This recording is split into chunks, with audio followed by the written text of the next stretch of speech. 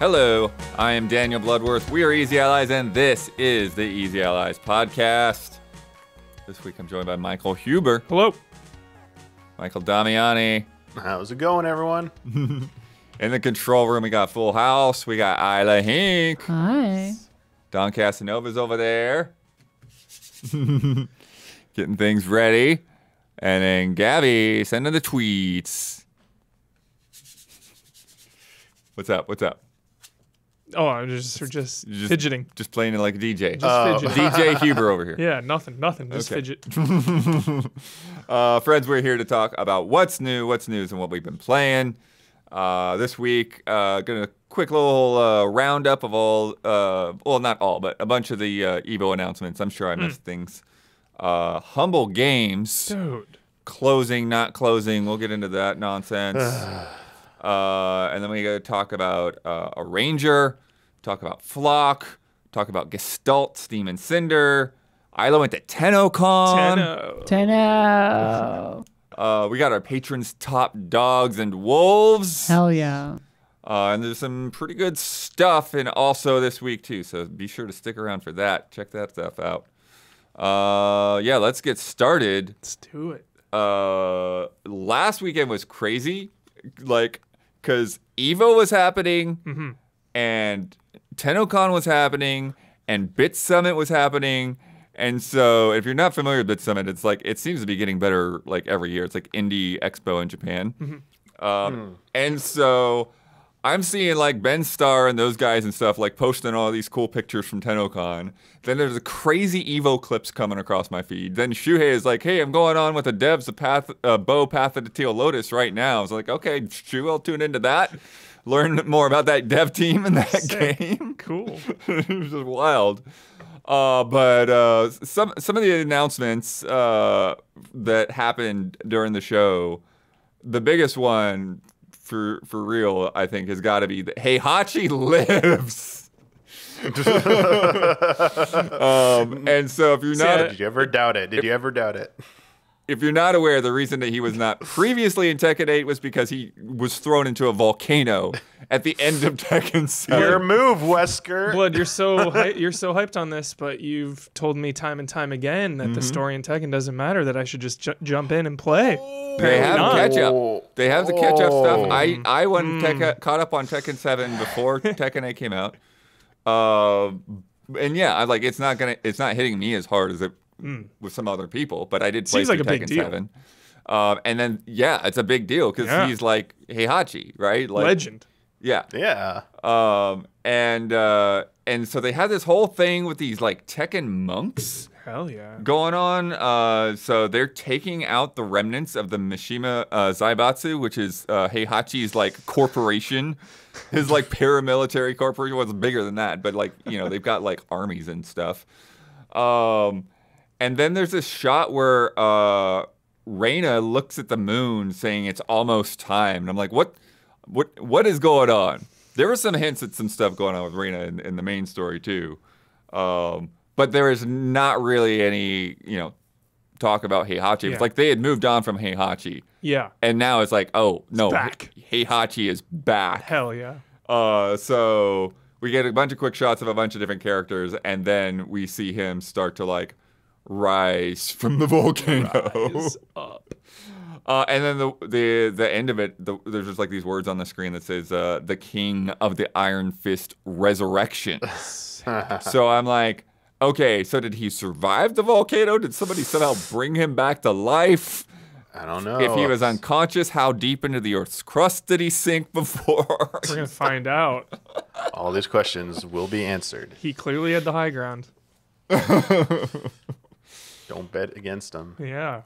So this is DLC Bloodworth, like paid DLC. Yeah, so this is the stuff? first time that they've done like a story DLC that's, well, at least a free story DLC. And so this is going to be coming out this fall, continuing the story of the main Tekken 8. Sick. So, Nice. and again, longest running story in the industry. Longest running continuous story. There you go. They're not going to give that up ever. Yeah, we're not gonna get a reboot on Tekken. Yeah, they're never giving that up. That's their claim to fame. well, not their claim to fame, but that's a big like thing to. Yeah, they've got the Tout. world record. They're not gonna let somebody else. Nice Pull showing that. at EVO. First EVO for Tekken 8. So that's good. Very cool. Yeah. Something to get them hype. Yeah. But yeah, what do you think about that, Huber? What do you think about like killing one of the most popular characters, letting him sit out a beat, and then love it. bringing him back? Mortal Kombat kind of did that. They've done that with characters. You know, Liu Kang sat out a little bit there. Remember, they had like zombie Liu Kang in Armageddon. Was it Dawn? Right? One of them. He says yes. Yeah. So, I think it's really cool because you have, you know, it just adds stakes to it, and it makes it more meaningful when that character returns. You know, if they're just there every single time, known quantity. You know, that's nice and comforting because you have your, especially in the fighting community. You know, you have your mains and Right. you know that you tend to gravitate towards and you want to stick with. So I bet that can be pretty frustrating if, you know, your main in the storyline like goes away. That's a bummer, but you know, when they come back, it seems like it's a triumphant return most of the time. And Huber, there are other characters that have been thrown into volcanoes. Oh yeah. Right? Oh yeah. Famously. We love a volcano. Oh yeah, I'm curious. I'm curious to see what the method I mean, if of him coming back if is. Heihachi comes back, you know, Wesker can come back. No body, no crime, dude. Next up, SNK versus Capcom SVC Chaos. Back and shadow dropped during EVO. Jeez. Yep. It's pretty wild. That is wild. This is it's cool they're doing this one.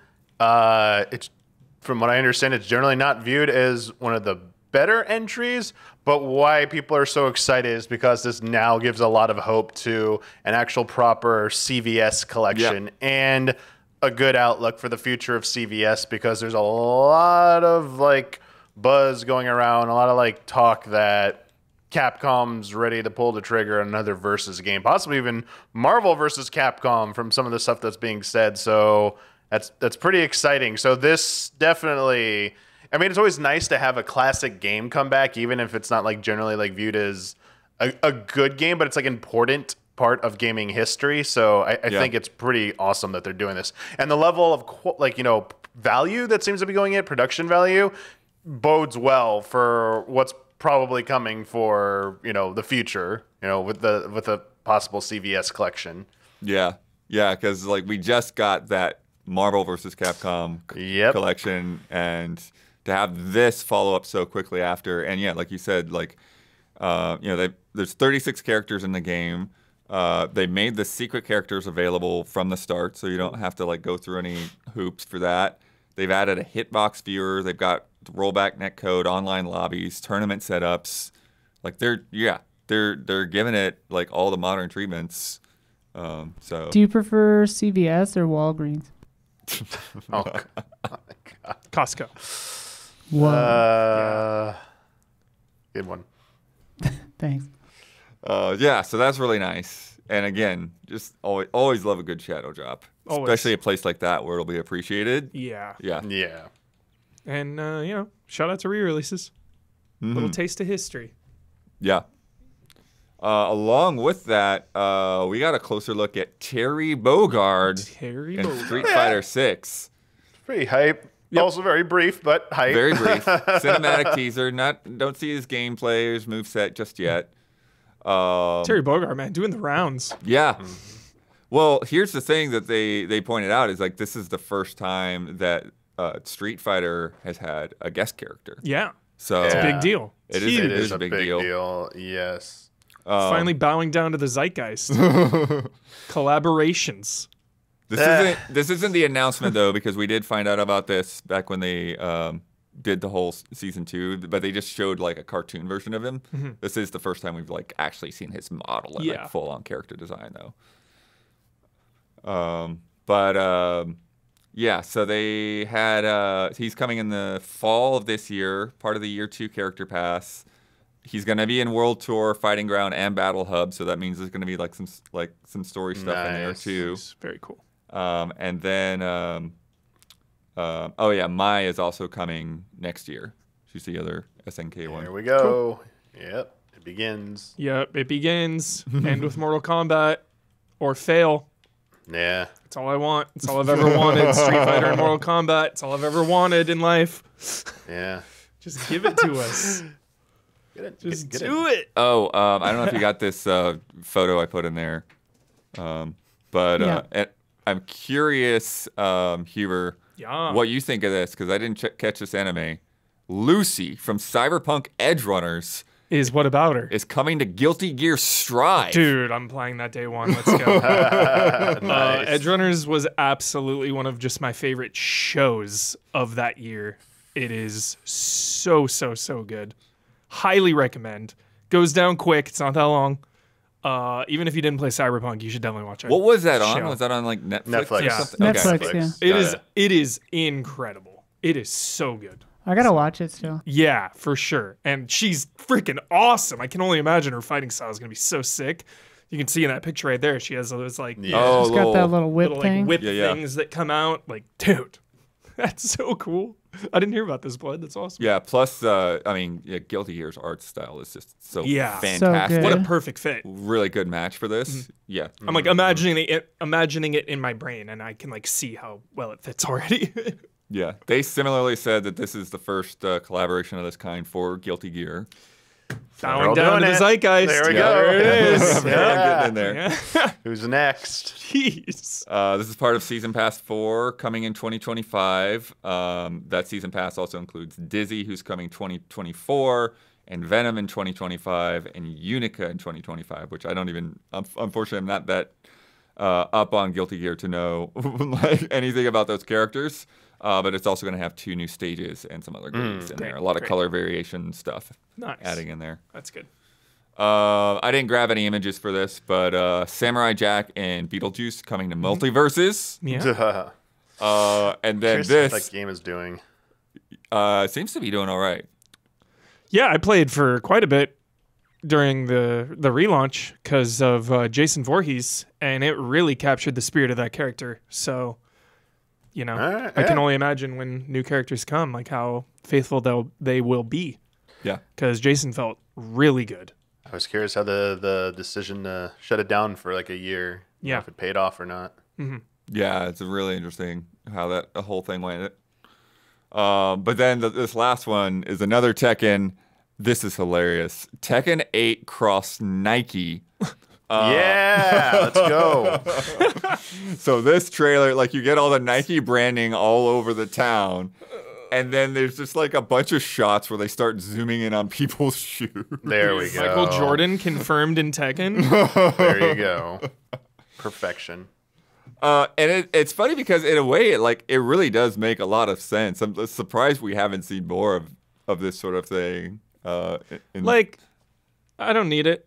Like, it's one thing to Yeah. add a character from another game into a game, Right. but like we're just like branding shoes now. Like I'm Did good. they already have these shoes in game, or did they add all of these Nike these are new. shoes? Yeah, these are new.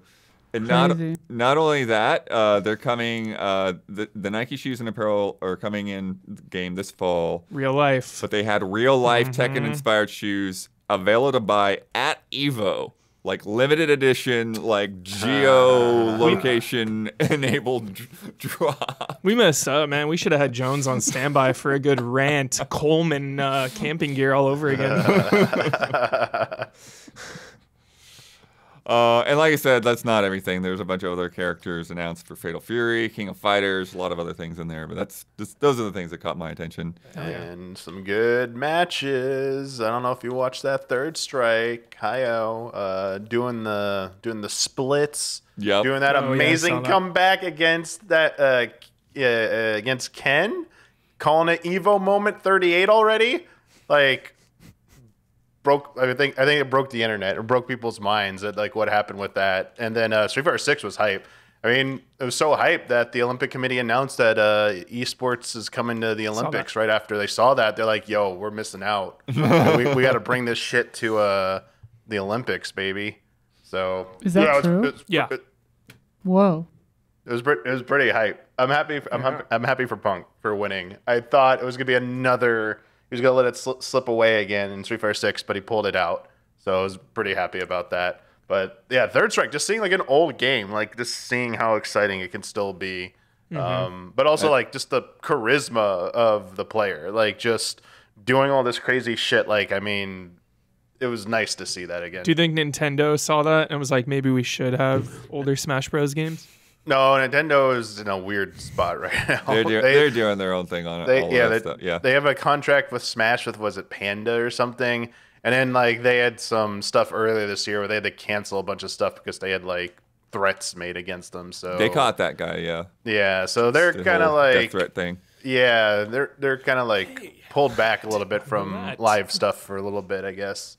Hopefully they return to it. It would be great for Smash Brothers to come back to EVO, though. They've had Absolutely. stuff since then. They've had tournament stuff since then. Yeah, But yeah, I would like to see them come back to EVO at some point. Like, I don't know how long that contract goes, but yeah, it's such a missed opportunity. Like, just stinks. But what they have there, this is great because you get to see Yeah, other hell stuff yeah. get its moment to shine. Like Nintendo's lost. Smash Yeah. always has its, Exactly. it's such a juggernaut on its own. Yeah. So it's nice that you called out specifically Third Strike, Damiani. Yeah, Like, that's so cool.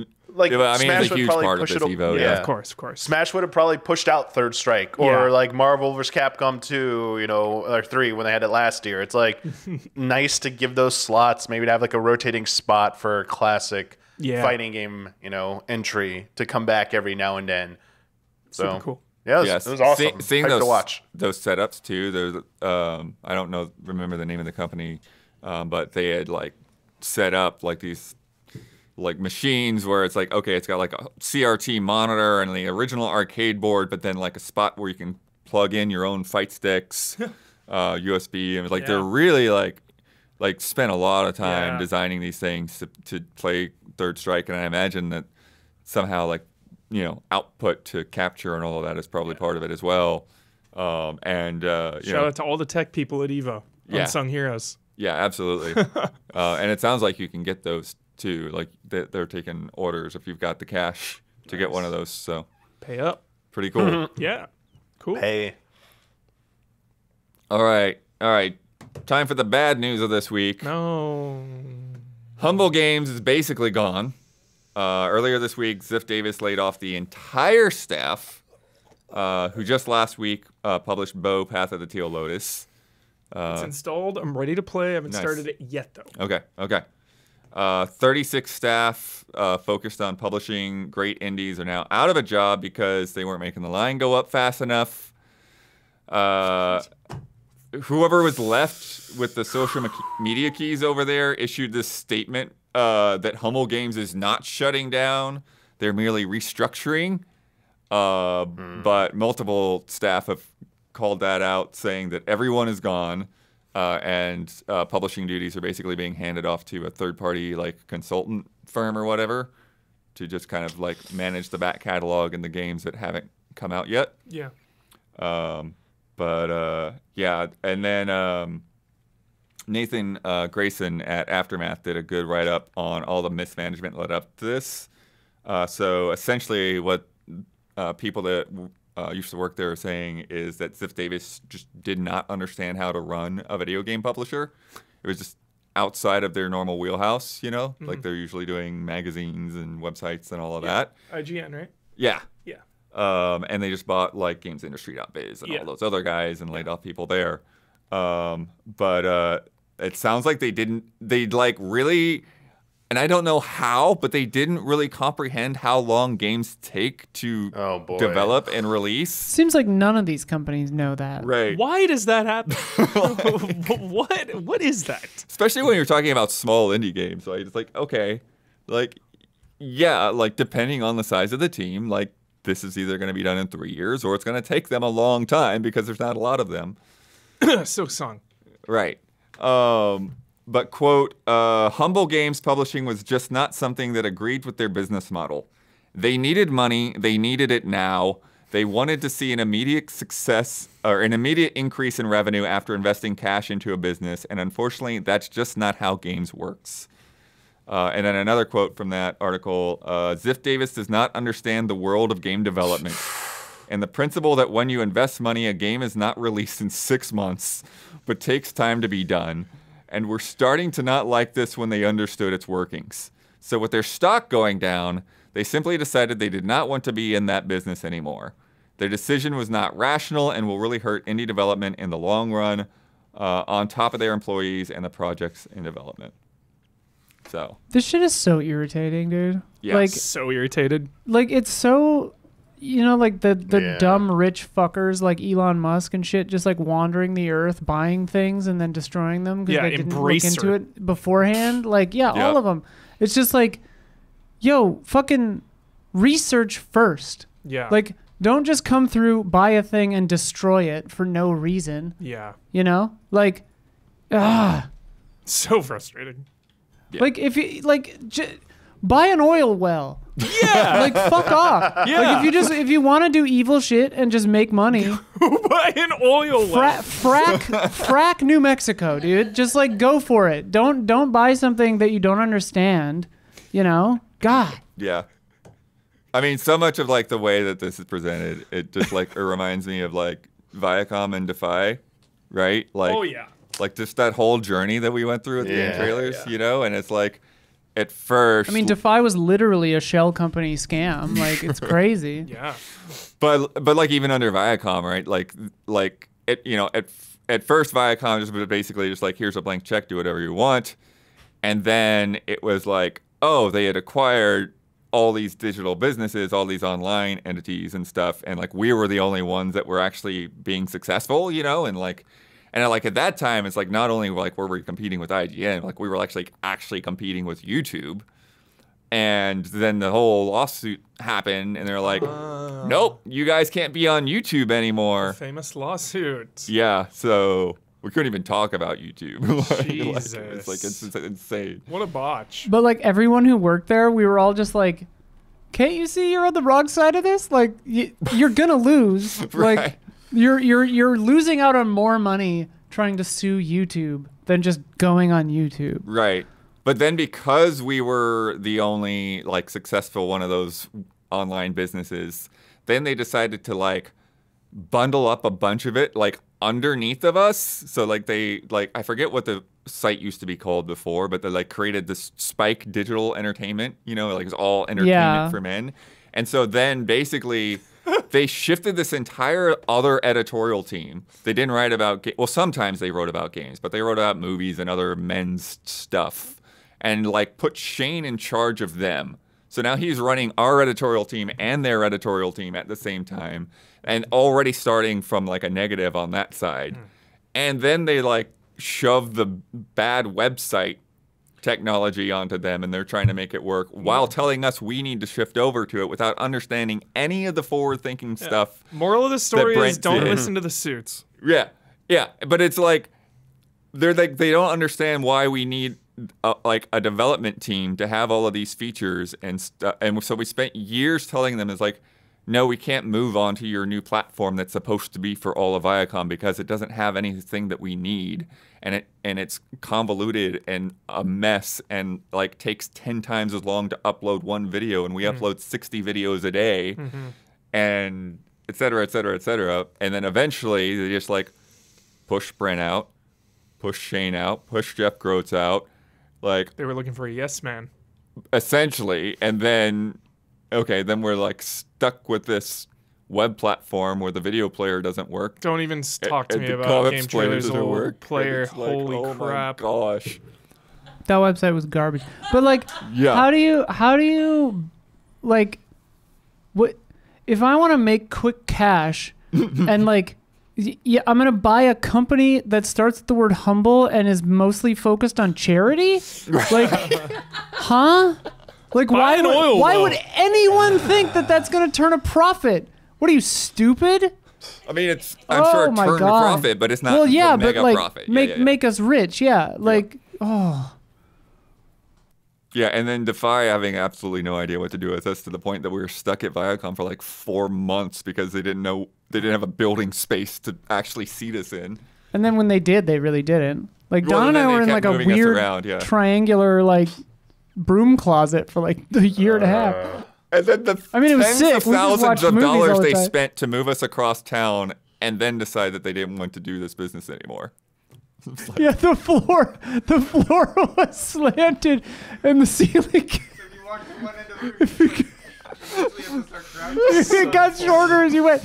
But we just like put Netflix on a like a Roku. Oh yeah, I remember And that. we just had movies going constantly. It was great. You guys, yeah, we were exporting. You guys were all like 8 to 9 to a room, and Dawn and I had our own little broom closet. It was great. Thanks, Defy. Yeah. So, but yeah, it sounds like Humble was a great place to be. One of the first people that I'd seen post about this, senior QA, Emily Kiefer, called the team the best that she's ever worked with. Said they had something truly special. And just a selection of the games that Humble published since they started in 2017. A Hat in Time. Great game. Wizard of Legend. Wander Song. Slay the Spire. Great game. Void Impossible. Bastards. Superland. Eichenfell. Carto. I liked that one. The Wild at Heart. Unpacking. Unpack. Chinatown Detective Agency. Yes. Temtem. Temtem. Moon Scars. Midnight Fight Express. Yeah, that was a fun one. Ghost Song. Signalis. Fun one. Stray Gods. Minico's Night Market. And yes, Bo Path of the Teal Lotus. Ready to play. Most recently. Crazy. And then on the schedule, unreleased, Monaco 2, Wizard of the Legend 2. There's another 2 in there too. Shout out to Monaco. Yeah. So Shout out. hopefully those teams will be able to navigate the consultancy and all of this stuff, and they won't be too hard. Economic headwinds, Yeah, Bloodworth. Ugh. Or I don't know, God. maybe there's some loophole that they can find a different publisher, but good grief. Gross. So best of luck to everybody. Yeah. Absolutely. Horrible. Let's talk about some games. Let's do it. Out today, A Ranger, Yeah. a role Oh, yeah. puzzling adventure. Game rips. Yeah, I've been playing this just a little bit at a time. I started playing it on the plane on the way back. I and I've got just been stuck in the picking at it. first hour for like 3 hours, and then I stopped playing. Oh no! Yeah, it's like it's impossible. Oh no! It's so hard. It's so hard. That's okay. I mean, Blood and Isla will crush this shit, but I was like, It's but I want to play more because it's so fun. It's pretty cool. It's Yeah. such a cool idea. And if you're watching the video version, it's on screen right now. But basically, imagine like the whole world, like you're going through dungeons and stuff. But like every single thing is like like one of those slide puzzles, you know, like the picture puzzles where you got to slide all the things into place. And so, and it's something that's like specific to like her character or her bloodline or something like that, because like she was like dropped off as a child in the baby basket and all that. I acknowledge the bloodline. Okay. I wasn't sure what that was about. And so It when was like baby basket? Is he supposed to freak out about baby basket? What's happening? so when she moves, she actually like moves the entire ground like underneath of her, so like rows and columns kind of thing. And so anything that's on top of that also moves around. So it's like if you need to like move a key to a door, it's like you've got to like shift the puzzle until you get the key to the door kind of thing. It seems so simple and easy, Bloodworth, but ho boy. And then the little areas, they loop too. So if you go all the way to the left, then you'll pop out on the right side. And that's actually kind of a neat little thing with the mechanic, because it's almost like a little like bite of speed running, because as you start going through and like you see this like long row and it's like, nope, Yeah. I'll just go left and then I'm over here. Super fun. Like almost like a little teleport. And it's got a neat little story going on. Yeah. Some of the people in town are her buds. Other people kind of like are annoyed. You break this girl's ladder when she's like trying to fix something early on. That was funny. And then there's also this thing going on called like the static or whatever. So like there's certain objects that are immovable. Yeah. And that's kind of the stuff that Huber's getting stuck on, because it's like if something is immovable and you shift an item to where it is, then you're stuck. So you've got to like figure out how to move the item Yeah. out of the way. It's tricky. It escalates quick. Very quick. Because a lot of the early puzzles will be like, you have to destroy this monster that's blocking the way. Yeah, you take swords and Yeah. you move the swords to like push the sword into the You monster. you have to push the sword into Okay. the front of the monster, but it's not always clear how you get that sword in a path that will take out the monster. So that's where I was getting really stuck up. Yeah. Yeah. And they introduce neat little mechanics like that fairly regularly. Yeah, the movable blocks you're saying, In the new feet areas. that you have to put on the pads. Yeah. But what's nice about it is that like there is a lot of just like wandering around and like talking to characters and doing little side things too, so that like it doesn't feel like you're constantly doing like a bunch of like heady puzzles. It's like there are times where you're like you like almost forget it's like, oh, this is a puzzle game in a way. Like you're kind of like puzzling your way through things, but you're not necessarily like, okay, this is a thing I'm gonna get stuck on, you know? So A role puzzling adventure. yeah. It's a great mashup. Yeah. There have been some cool like little side things that I've done. There's basically there's a set of puzzles where you would go into them and there'd be like two animals, and then you've got to get the two animals together, like make them like a couple. Nice. So like they were like gorillas, and the gorillas would be like baited by a banana. They were like snakes, and like the snakes could go through pipes. So you had to like figure out how to move the snakes to the pipes, but then you also had to figure out how to get the pipes into the right spot so that the snakes could go through. And Man, lots of neat if I little got things like stuck in that. the first hour, I can't imagine how complicated this game gets. But no, I got stuck like early along too, like on the first boss. You didn't get to the boss yet, right? Okay. I kind of got like when I like the first boss, it was like doing my head, and I'm like, what do I need to do for this to actually like do something where I can like hurt him? Yeah. And that's another thing that's interesting with this too is like boss battles where you don't take damage. You know, it's just about like figuring out how do you damage the boss, you know. And then the second boss is like this big tentacle monster and things like that. And yeah, and it's really neat. There's other things that you can see in those trailers too, like little grappling hooks. There's a raft which operates without really doing the slide puzzle thing, but then you also kind of have to figure out like using the raft as like a bridge. So it's like, okay, I put the raft in the right spot, and then I can put an item on the raft, but then I've got to figure out how to actually work that to my advantage. Like, okay, well, how do I put the raft in a place where it's actually going to work, because I can't be on the raft at the same time that the item is on the raft. So, yeah. Tricky. And then there's a really... See, I want to talk about it a little bit, but I don't want to spoil it. But basically, like the second town that you get to is a pretty overt commentary on Twitter. It's pretty good. Oh, really? Yeah. Great. It's pretty good. But yeah, I think I'm probably close to being done. But I don't know. And I don't even, because I've been just doing like a couple hours at a time, like I haven't tracked how long I put in just yet. Yeah. But it's cool. It's aesthetically pleasing. It's easy on the eyes. it's the same artist that did Braid. Yep. It's very which nice is really to look nice. And the music is pretty nice too. Mm-hmm.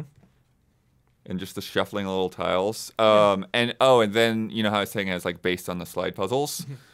When you do some of those optional things, then there is an actual one of those like traditional slide puzzles where you like have to put the picture together. Nice. And then you get some like little bits of lore there, Nice. which is pretty nice. Yeah. Next up, Damiani. I had my eye on this game for so long. I'm glad Yeah. you've got to play it. Can't I want to wait. know Gestalt, Steam and Cinder. How is it? Yeah, I'm mostly enjoying it. Let me get this out of the way. It is a much story heavier game than I thought it was going to be. Okay. So there are a lot of breaks for cutscenes that keep progressing the story forward, and it just interrupts the flow a little too much. And I don't know if that like will improve. I've only played like about 2.5 hours, I played up till I got like the double jump, which was like a big, I was like, oh my God, I deal. can't wait till I Hell get yeah. the double jump. Nice. Had it really like the game I thought was a little too easy. And then I came across a boss fight and I lost like 2 or 3 times, and I was like, "What the? Like, this is a huge spike. You just have to get them to like a certain percent. Like, there's no way you're gonna beat them, or I mean, no, like it's gonna be incredibly difficult. You just have to push them long enough, and then it triggers a cutscene." I was like, "Oh, thank goodness," because I was like, "This is like the most insane difficulty spike." But now to knowing that, I'm like, "Oh, I only had to get to that part. That actually wasn't too bad." I was trying to like play, be more aggressive because like I have to do so much damage to this boss. He's got such a huge HP pool. So yeah, I think it's a little bit on the easier side, but traversal feels pretty good. The combat feels pretty good. You have like the biggest thing to get used to is there's 2 different types of dodges. There's a forward dodge and a backwards dodge, and they're on different buttons though. Oh, so okay. One button, yeah, like by default, I think like the left trigger is back dodge and B is forward dodge, and eventually you'll be able to use them in conjunction with your blade. So you have a blade and gun. Your blade has like a 1-2-3 combo. I think you can add hits to it as you progress through the skill tree, and then you have your gun. And Huber, you'll probably like this because you only start with 1 shot. Hell yeah. And you get ammo by going on the offensive. You have to do damage or destroy boxes in the environment. And you get these orbs, and they'll power up this blue meter, and it'll have a number on it to tell you how many rounds you have. And you can expand your capacity. I think up to 4 rounds, I think, is the maximum amount eventually. I get up to 2 rounds. But yeah, like shots are important because they can hit certain things from a distance. Sometimes just like these ability point orbs that you have to shatter. Then they're like orbs you have to shatter to like raise gates. And on enemies, it's really important because it can be used. Every enemy has an HP bar and then like a stamina bar. And those gunshots can really break through their stamina and guard break them basically, so that they're just like stunned and just kind of in a dazed state, and you can just like well in them. Same with bosses. And I got access to like an electrical shot, which worked against robotic enemies a little bit better than humanoid enemies. So I'd wait for an opening, because some of them, they don't all just walk up to you. Some of them have like shields. Some of them are like more like range with guns. So you got to wait for an opening and then hit them with that, and then like rush in. And so the dodging's really nice because it has very good like iframes. So like you can roll through like attacks, roll through bullets. It can get a little chaotic at times when they'll throw like 2 or 3 enemies at you at once. Generally, it's like one-on-one situations, but more often I'm seeing like at least like an enemy, like a melee type enemy and a ranged enemy paired together, or some kind of environmental hazard and like a melee enemy just paired with you. So you really got to use that, your combination of traversal abilities and your melee and your gun ability. The upgrade tree is pretty simple. It's like health, damage, like blade damage, gun damage, crit chance. It's nothing too elaborate, and it seems you move through it pretty quickly. I feel like in like 2.5 hours, I feel like I've gone through a good chunk of it, unless it has another part just is hidden from me. And then you can equip accessories, and in the upgrade tree, you'll unlock extra slots. I think you get up to 4 accessories. Maybe it's more, but I think it's 4 that you can eventually have equipped at once. Accessories like badges kind of thing? So yeah, like they'll increase your health, your defense, your offense. Some of them will increase the amount of like money. It's called scrap you can increase, that you can collect. Some will increase the experience earned. There's like one that's like just an Ace of Spades card called the Gambler's card that I found that was like chance of finding items up 2%. I was like, wait, what does that even mean? And then yeah, there's one that like increases the potency of your healing. It's kind of like Souls, like in the healing thing, that you get like 2 pots. You can find items to increase the potency of them and eventually increase the amount of like charges you have for flasks. So it's like you got to go to this NPC, give it to them, and then they'll increase it for you. So you do have that. The one thing I haven't seen is if my gun or sword actually gets upgraded. I haven't seen like a spot in the inventory for it. They've kind of like stayed the same. I've gotten like I got the electric shot, but I haven't gotten like anything else. The double jump though is hilarious because I thought I was getting a sword upgrade, or a gun upgrade because the NPC's like, let me look at your gun. I'm like, okay, cool. What cool type of shot. All right, now you have this new energy. You shoot it down and you can do a double jump now. I'm like, wait, what? I was like, okay, so you just like, your double jump is you jump, shoot your gun down with this like blue blast and it just like launches you up again. I'm like, okay, that's interesting.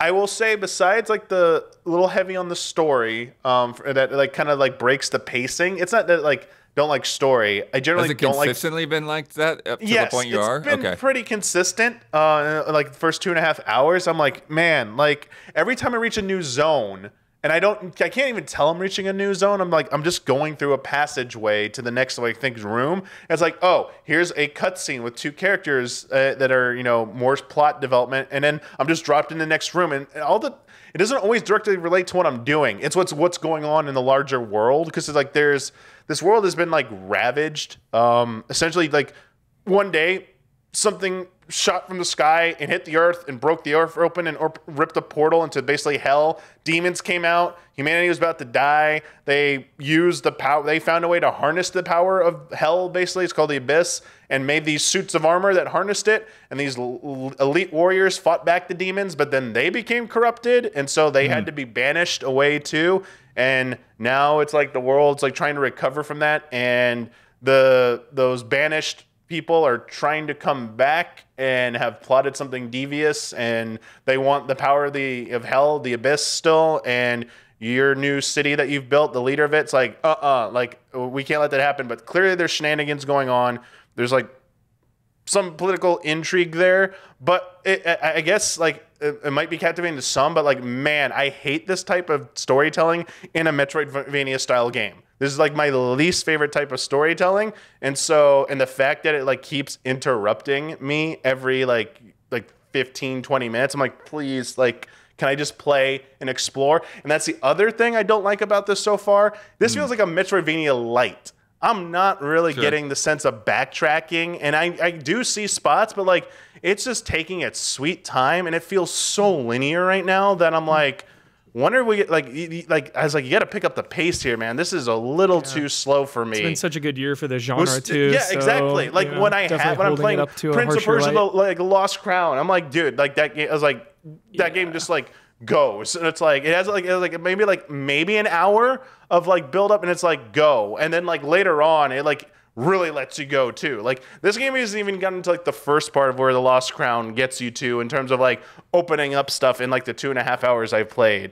I do feel like the double jump is a big thing though, but it looks very nice. The music, the opening cutscene music, holy crap, this epic song. I was like, wait, what is this? Nice. This is insane. I mean, the rest of the music's pretty good. There's no I don't believe I didn't hear any voice work. It's all this like text. Well, that should make the text stuff go by a little quicker, right? At least. Yeah, so you're not waiting for voice work. At least you can read at your own pace. So I guess that does work in its favor. There's just like the combat feels really good, and it is evolving at a good rate. How I'm learning new abilities, and they're throwing different types of enemies at me, but it doesn't feel incredibly challenging, as I said. So yeah, it has like some good ideas so far. I would need to put more time into it because I'm waiting for like this to come together and like really have its payoffs and like, okay, now it's firing on all cylinders part, you know? Yeah.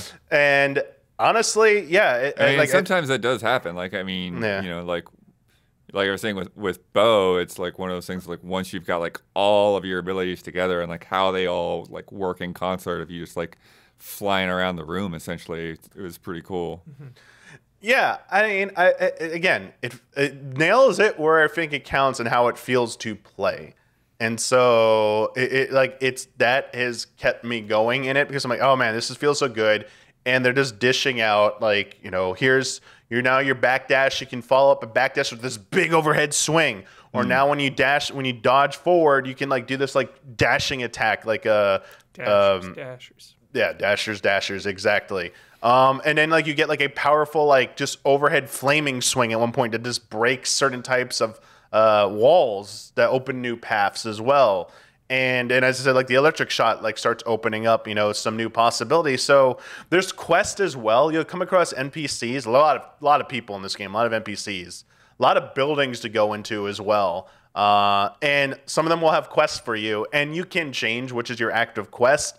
I do feel like it's not really hand-holding you too much. There are icons that will show like basic stuff, but it doesn't show you your objective on the map. So you do have to like pay attention to like some of the objectives would be like, find this person, like, oh, where were they? You know, I got to go back and like track them down. So it does have a little bit of that, which is nice because it's not too heavy-handed, I would say. So it does have that also going for it as well. It has consumable items besides your flask. Like you have like antidotes because you can get poison like one enemy. Dude, there's like this like 1920s like mafia gang in this one zone where there's like this big burly dudes who just like start swinging at you, and one guy's got like the Tommy gun or whatever trying to like shoot you from a range, and then one guy's just throwing like vials at you that like put like poison like kind of puddles, and then like you hit it with it, it's like, you know, you're dotted up, so it's like cleanse that, you know, poison with that antidote.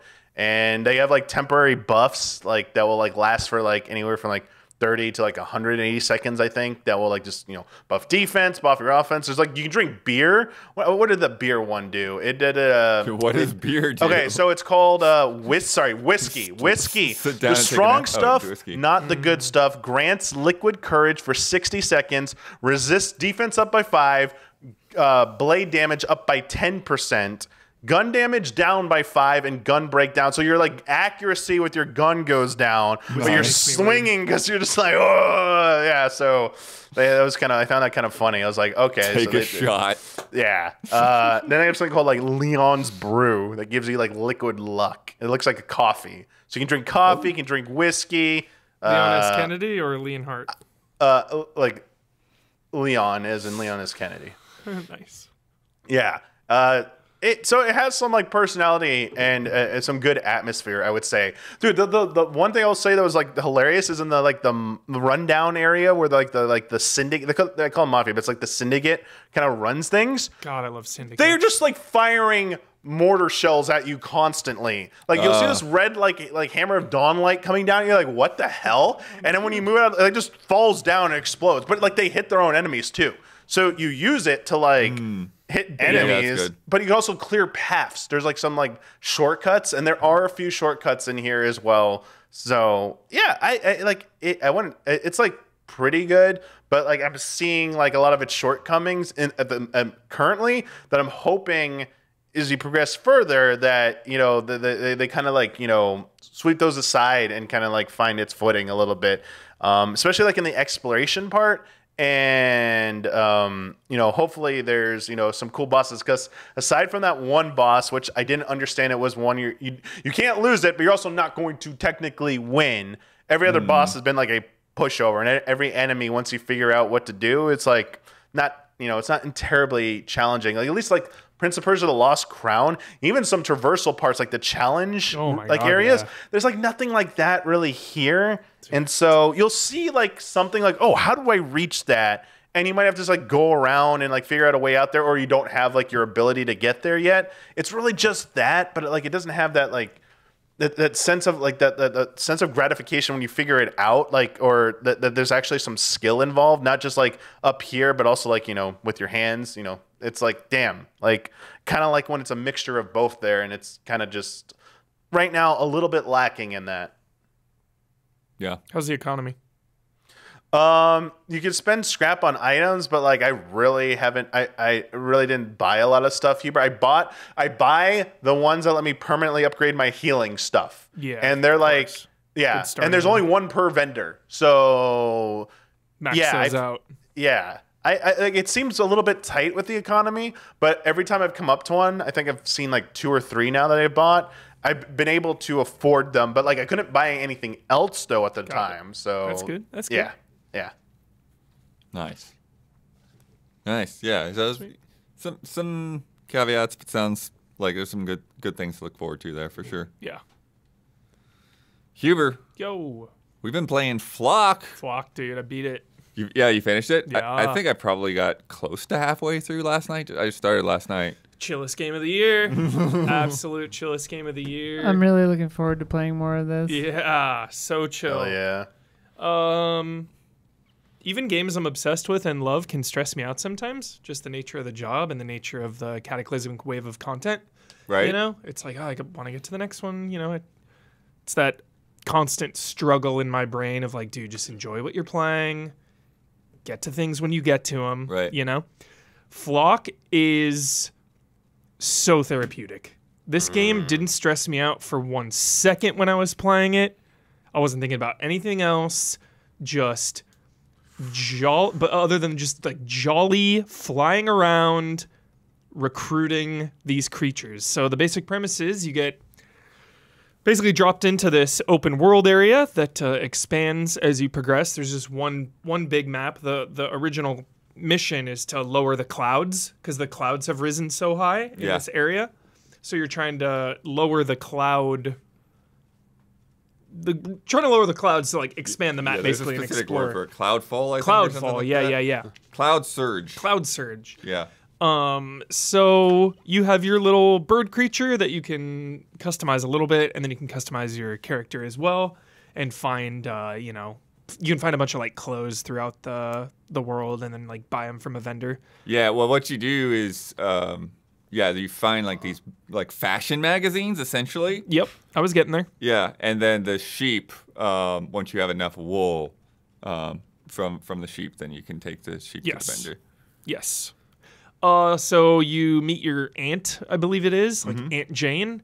And basically the whole mechanic of the game is just recruiting these creatures. And you have your little creature codex guidebook that you fill in as you observe new critters. But then to capture them, you'll need a whistle. You'll need a whistle for that class of creature to recruit them into your squad. And you find those exactly like you find the magazines. You know, you'll find these grass domes throughout the world. You throw your sheep on there, they'll eat up all the grass, pull the thing out, and it'll be like a whistle. The Berglund mules. Yeah, the sheep are so jolly. The other thing I love, Huber, is that every time you find a new sheep, then they have you pick a name. for it. You get to name your sheep. It's so fun. But out of like a tulip variety of and options. basil and like some other one was woolly really funny too. and fluffy. Yeah. Yeah. I have one. Can that's you like name them all the Romulus or same something. thing? No, it gives you a set of options each Yeah. time. Oh, okay. Yeah. Then you'll find NPCs throughout. They'll give you little challenges that you can complete to get even more wool, to buy more clothes and stuff. But as far as like the main core objective is, you'll get a little bit of guidance from your aunt, that's like, go here and find these creatures. Sometimes, once in a while, the objectives were a little confusing because she'll like say the thing once, but it won't track in the menu. So there were a couple times when I was just flying around completely aimlessly. But, Oh, really? But it didn't really bother me, like later in the game. Okay. Didn't really bother me. Yeah, because I feel like, at least for where I'm at so far, is there's always been like, this is a very clear thing. This is your next thing to do, and then like, it's just a matter of like how directly you want to go do it and how much you want to like just explore and identify things. Happened more than once where I was, what's my objective? And then I click the objective button and nothing pops up. And I'm just like, okay. Check the map. No circles, no nothing. I'm like, oh, whatever. So then I just flew around and captured more critters and then eventually like stumbled upon what I needed to do anyway. So Could it be like there's a day in it. timer? Maybe like they want you just to like maybe, yeah. Or maybe like- just recruit more. until like like they want to give you a chance just to like figure it out for yourself before they bring it up or something. I I don't think know. so. I honestly think that's what it was, Damiani. Because again, it's like, don't stress about that. Just fly. Just fly free, young one. Fly free. You know? There's a day and a night cycle. Different creatures come out during the day and the night. Yeah. Some creatures are hidden where you'll have to go up on like a little perch to, scan in. They'll like disappear if you get too close, so you got to see them from a distance. And that's really all there is to it. You just fly around collecting them. It's not very long. You beat this thing probably less than 5 hours. It's from the makers of Ho Hokum, one of the first games I ever reviewed, so a little sentimental vibes there. Nice. That was the game that introduced me to Tycho, the DJ. good music in that game. And it really feels like the spiritual successor and the true vision of Hohokum. Because Hohokum was a 2D game where you literally just fly around, same shit, fly around, collect things, like small scale indie game. But this is like 3D, you're in the environment, there's some mechanics there. When you capture a creature, capture a recruit, you have to sing their little song with the whistle, and your bird sings it. And there'll just be this little meter depending on how close you are, and you gotta like, you know, shoot the little musical note out at the right time. So it's like a little bit of a quick time event. And if you do it wrong, they'll fly away. And sometimes that can cost you if you find a rare creature out there and you fail the recruit and they'll fly away. Cause like, yeah, there's one story thing that I did fairly recently where it's like, I was having no problem with the whistles before, but for some reason, for that thing, like I kept botching it. They it's like, keep, this is my main objective right now. Where I are know, you? yeah, yeah. That's so funny. That same thing happened to me, Blood. Yeah. Because if you want a completionist, it's you have to observe every animal in the game, and then also you'll get a little check mark when you recruit them. So a true completionist would be to, you know, observe and recruit every animal. Nothing really. You can favorite ones that you like so that they're always in your flock. Yeah. Or you can like call ones back to your flock pretty easily without having to just like find them in the world again. You may be wondering what recruiting them does. Absolutely nothing. Oh, yeah. Absolutely nothing. They just fly around with you. You just fly around. Yeah. That's all. Very chill game. Super chill. You find little things that upgrade how many that you can have. Yeah. Because it's like they're following because you have like shiny things. So the more shiny things you have, the more things will follow you. Yeah. So if you are looking for a chill little game, stress-free, the way to be, Flock. I recommend. One of the things that I think makes it so chill, and you, like this is something that they like point out to you like right away, is like, hey, you don't have to worry about the height of your bird. Yeah. Your bird flies at whatever the correct height is automatically. Sometimes there'll be like little updrafts that you can catch. Oh, those are so fun. So yeah, you can get like high, and then when you go off of them, your bird just like does a dive. One of my favorite moments happened by accident, Blood. One of my favorite moments in gaming of this year actually happened in Flock. Accidentally, I like just stumbled into one of those things, and you start rising up, and like I had like checked my phone or put my controller down for a second, and my character just kept rising, and the music gets so epic. It's like do do do do do do do do do do do do, and you're like rising up, and you just see the whole map, and then when you go out of it, the music comes like crashing down, and you like swoop out of this, and you have like a really fast speed boost, like way faster than you go at any point in the game if you really like rise to the top. So just a fun little moment. I was like, whoa. I really, really like the identification mechanic though, because that's really like so like getting them all in your flock is sort of like it's almost like the completionist thing. Yeah. The actual objective is just to observe and fill out the guidebook. Fill it out, lower the clouds. But what's nice is like so they've got like different like groups, species, different basically. Yeah, well there's species, but above that there's like the families, right? Yeah. Of different things. And so you've got the bules, and the Berglund bules are one species of the bules. And there's another type of bules that are like there's these little purple guys who just sit out in the rock and sun themselves. Yeah. And so what's really nice is, so if you come across a family for the first time, she'll be like, hey, these are the thrips or whatever. And this is kind of what they do. This is what they're about. They're little glowy guys with little helicopter guys things on them. And then if you come across another thing that's in a family that you already know, she'll be like, okay, you've already seen this family. Is it? You pick the family it is. Yeah. And then you've got like a multiple choice of like, okay, this type of thrip has spots on the side. This thing has yellow nose. This cosmet has dots on its wings. Yeah. This one maybe likes to hide in the tall grass, and just like so. There's this sort of like this active element of identifying something. Yeah. And kind of like what you're saying, sort of like Pokemon Snap-ish. There's this like different creatures have like different kind of spots where they like to hide. Yeah. There's one that like makes itself look like it's a fruit. Yeah.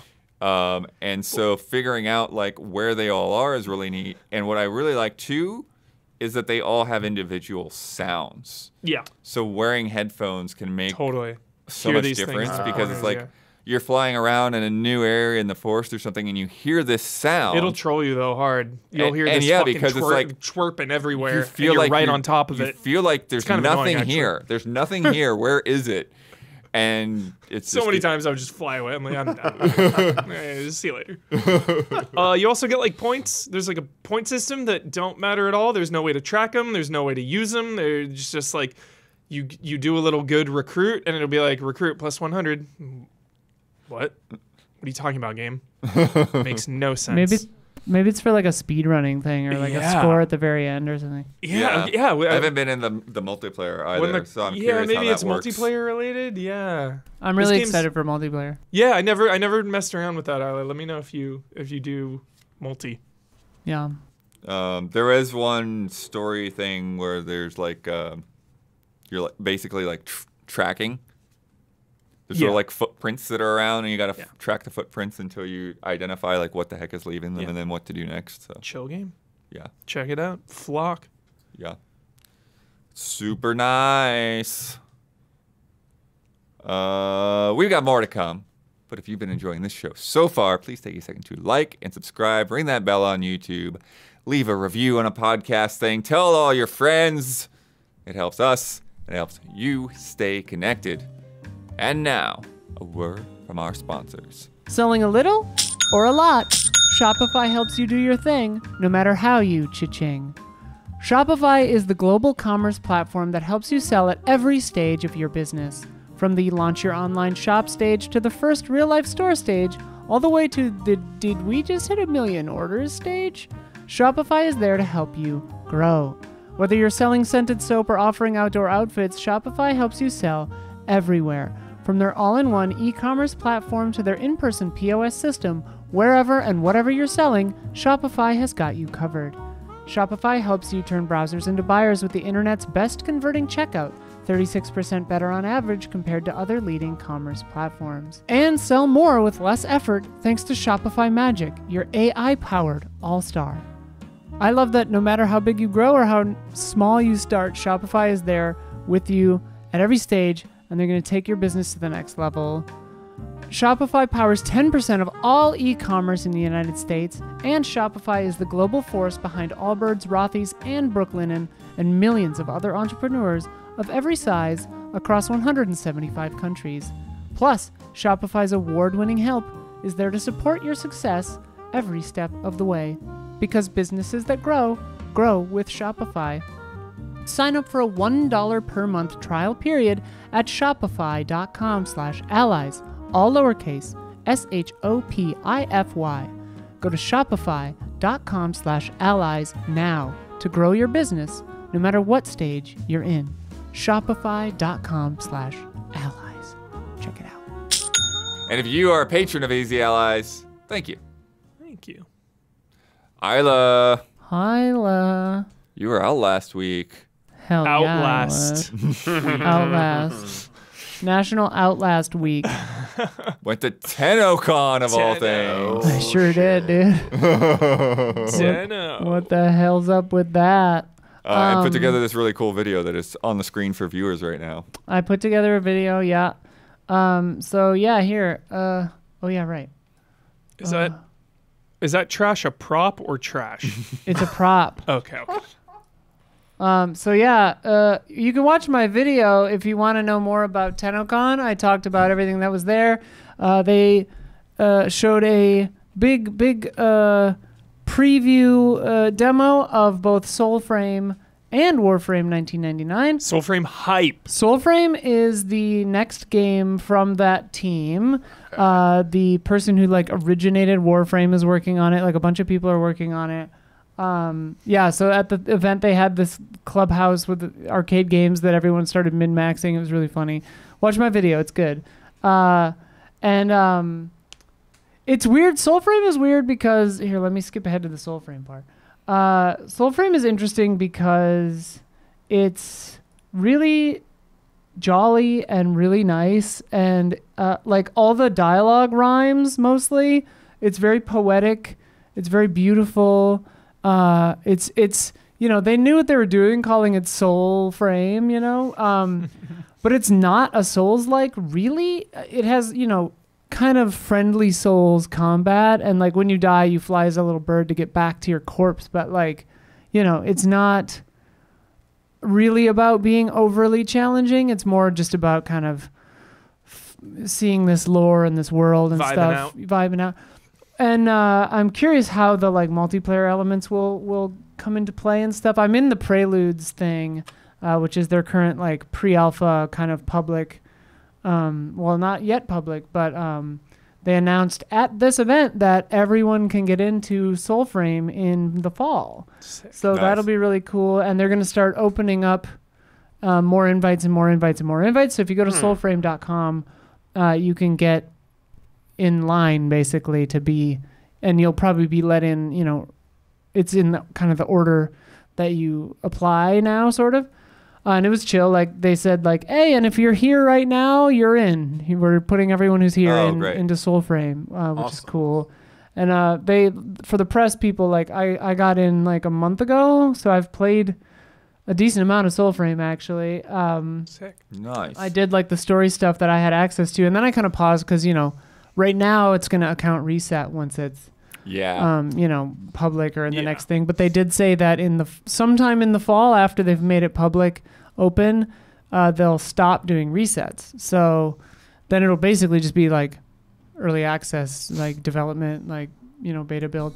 But it's really cool. Like you meet characters, they're kind of ancestors. This one's the blacksmith who has imposter syndrome. So the more you blacksmith with her, the like more confident she gets. Anyway, you can watch my video for more detailed kind of summarizing on that. But Soulframe is really wild, and it kind of encapsulates what I love about Warframe, which is that it's bold and different and interesting and kind of does its own thing, and unabashedly does its own thing. And you kind of can trust that this team isn't going to abandon it. They're going to keep going and let it grow and build, and like they're good at listening to feedback and like changing their game and stuff like that. And that has borne fruit with Warframe and shown how beloved it has become by the fan base. There's an anime coming, which looks cool. And then Warframe 1999 is the kind of upcoming big expansion. It's got... Yeah, explain the boy band thing. Okay, so... all right, so... This is wild. There are... in the game, there's something called liches, which are sort of like personality enemies that like glom onto you. Mine's really funny. He'll say stuff like, I haven't fought him yet, and you can befriend or kill. So sort of. Like mine is really funny. It's like, you're dead already. I know it. You know it. My 16 friends who are betting on it know it. Like he'll like trash talk you, and it's pretty cute. But this is the boy band. It's part of the story of 1999, but in the current timeline and origin system, question marks millennia later, they are infested liches. They're like liches that get infested with this tech rot / technocyte virus that basically it's a boy band from the 90s that goes forward through time as a techno virus and infects these liches, and then so there are liches themed like a boy band. And our friend Nick Apostolidis is voicing Zeke, the head of that boy band. And if it's a blink and you'll miss it kind of thing in this, but you can see him and hear him doing an ad for Big Bites Pizza, which is like he's doing a kind of a commercial for the pizza thing. Now you can see two of me. That's my house. Looking cute. Let's see. So that's pretty sick. And Warframe 1999 is like, it's going to be the most current story update. It's complicated, and you have to be caught up to get to it. So, you've got a little bit of work ahead of you if you need to catch up. Just buy a fucking necromech. It'll save you a lot of time. But all right, maybe they finesse that. Every player will get a motorcycle as a mount in this area. They have a thing called Gemini skins where you can be 2 fashion frames in one. You can swap to one of these 6 characters because these 6 characters are proto frames. So in 1999, they're basically the human or early Orican versions of 6 of the Warframes. So Arthur becomes Excalibur, Nyx is Letty or whatever her name is. You know, and yeah, Aoi is Mag, I think. So, you know, they have analogs in the past and the future. Yeah, it seems really cool. I'm really excited about it. And they are introducing something where your player character can, using like AOL Instant Messenger, like romance system. There's a romance system coming to Warframe. So that's pretty weird. That's going to be sick. Yeah, so I don't know. You can watch my full video, and I talk about the TennoCon experience, and I got to sit down and do an interview, which is also up. Alas, the footage got eaten by Y2K tech rot, so my camera, like, one of the slots broke, and so I lost the footage, which really sucks. But I got to sit down with Ben Starr, Alpha Takahashi, Nick Apostolidis, and the creative director Rebecca Ford, and community director Megan Everett. And Reb and Megan are the reason I started playing Warframe, if you recall. I kind of recap it in my video, but like that pipeline is so funny to me. I was just like, ooh, I should play Warframe. Yeah, anyway, Warframe is sick. You should play Warframe. Yeah. Anything else? I didn't watch my videos. Yeah, our show's videos. It's fun stuff. TennoCon. Even if you don't, I don't know nothing about Warframe. It's good stuff. Yeah. Thanks, Blood. Heck yeah. All right. Now, top 10 dogs and wolves. Heck yeah. From our patrons. Dead to rights. Usually I wait a little bit. 4. Usually I wait a little bit, but because people are going to be out, I wanted to get these in while we got everybody here. Yeah. So yeah, every month our patrons Discord does a monthly top 10. So become a $5 patron to get in there and submit and vote and all that good stuff. We always have a little disclaimer, a little bit about the rules.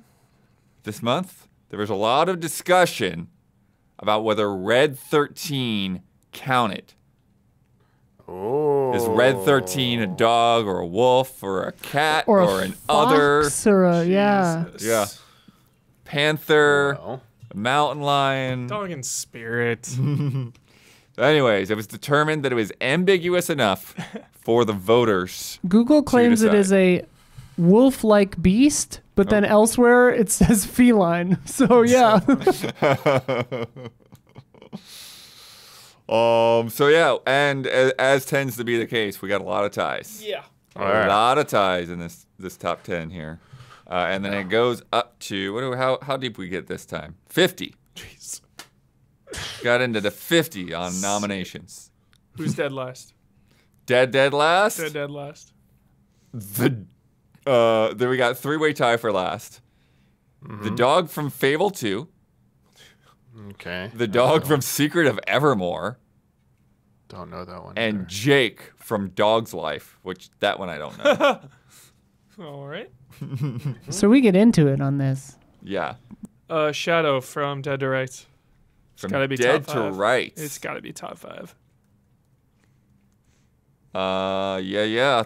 38. 38. Gotta be top 5. Top 5. 38. I mean, that's a good fucking dog in that game. It's the whole like central focus of the game. It's not just like a dog in this game. It's like you play as this dog. You use this dog to attack people.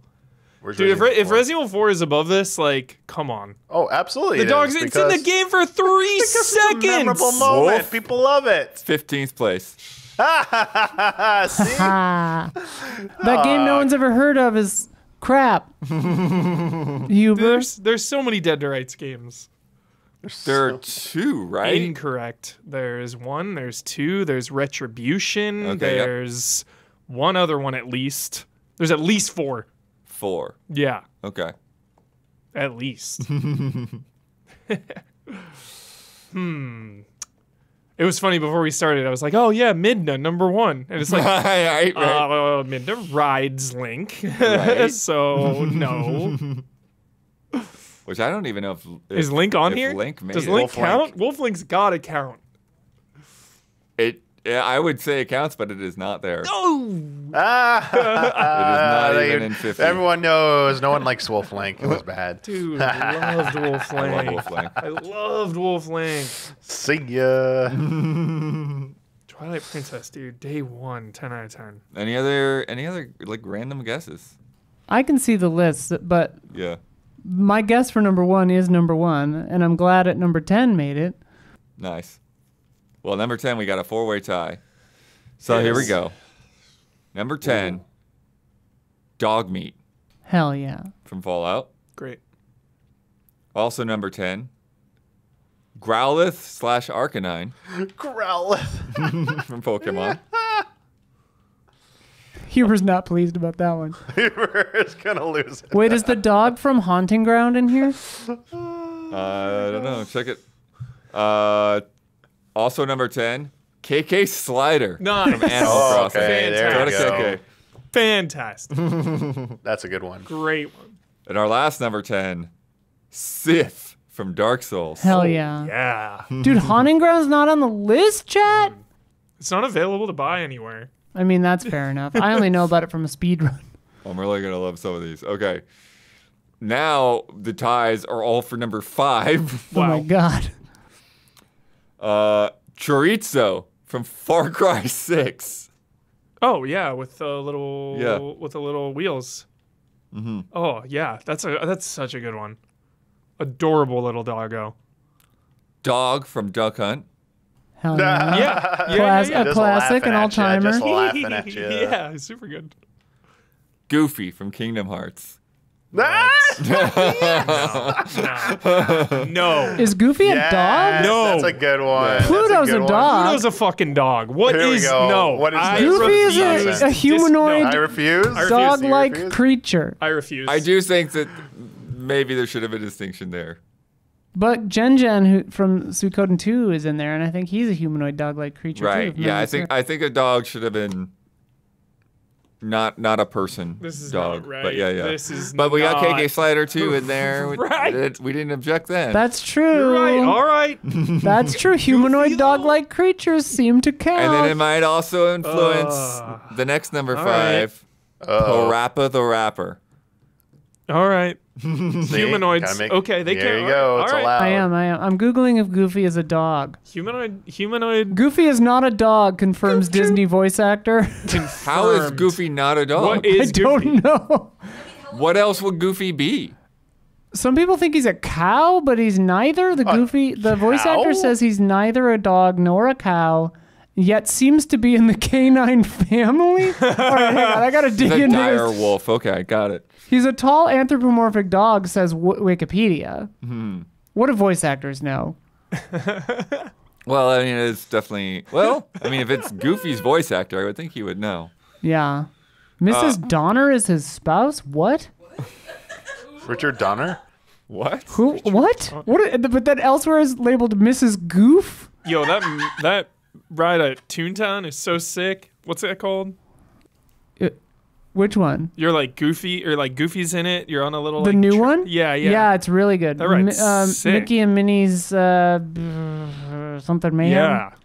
Dude, Shout out to Goofy. my friend Chris, who used to work at Disney, told me that Disney intentionally minimized the character Max from a Goofy movie because they didn't want people to think about the fact that Goofy has had sex. They're like, boy. don't think about it. Don't think about it. Oh boy, my Get really Disney. Goodness.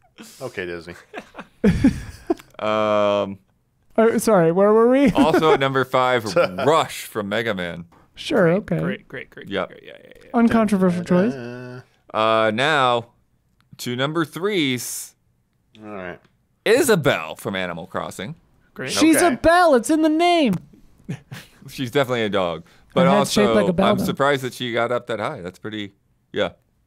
But well, I'm sort of surprised, but from our community, I'm not that surprised. So, Pokemon yeah. and Animal Crossing, big time. Yeah. In, Wait, she's Easy also known Allies. as Mrs. Geef?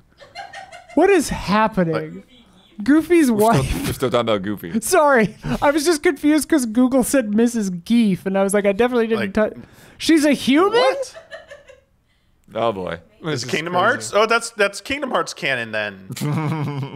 Holy shit. She's the Wait, is- mother of Goofy Jr. is in the Goofy 1950s Sora's Goofy dad? shorts. Goofy is Sora's dad. Who's the mom in a Goofy movie though? I haven't watched it in a She's not in there. She's like dead or something.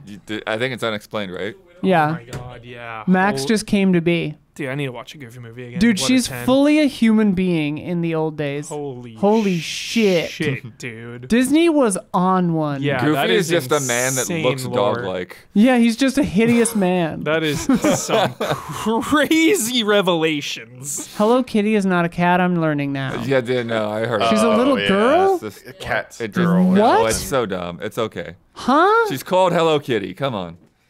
She What's happening? black is white, up is down. Dogs and is cats right. living together. Also, number 3 is Red 13. That's where Fair Red enough, 13 fair ended enough. up. Great. Iconic. Do you like the... never mind. What? I was going to spoil something. Oh, Never mind. Don't do that. No. Do it. Number 2, though, Torgal. Torgal! Oh, there Yes! you go. Torgal! Good one. Torgal's a great dog. The voice line, sick 'em Torgal. Sick 'em Torgal. knocks him Torgal. down a few pegs Sick for 'em me. Torgal. You're so right. Sick 'em Torgal. Yeah, fair Like record a couple more takes of that one. Yeah. My wounds, boy. And then now that we've gone through those others, any Obvious thoughts number one. Obvious number one. on number 1. Trying to think of dogs, dude. Dog/wolf. / God. Well, now you done did it. Please, patrons. Please Yeah. pander. Calm. Chop! Chop! How did you get What? /wolf /God and then go to Chop? Who's Chop? Chop Oh, is from the best 5. fucking doggo there's ever been. Are you kidding? This is Amaterasu. Okami, dude. I like Chop more, but whatever. Chop is 21st. All right. Amaterasu, low-hanging fruit. Okami. He's beautiful.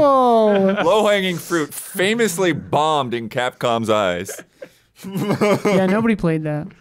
See, Kamiya wants to make another. So Yeah. sick. He was Hell yeah. talking to Nakamura. Yeah. Yeah. Chop was what, 21? Oh, it's a she? Oh, yeah, okay. Amaterasu. Yes, Amaterasu is a she. Hell Was yeah. Stamp in there anywhere? Even better. Missile was at 14. That's important before I look for Stamp, but I don't think Stamp is here. Okay.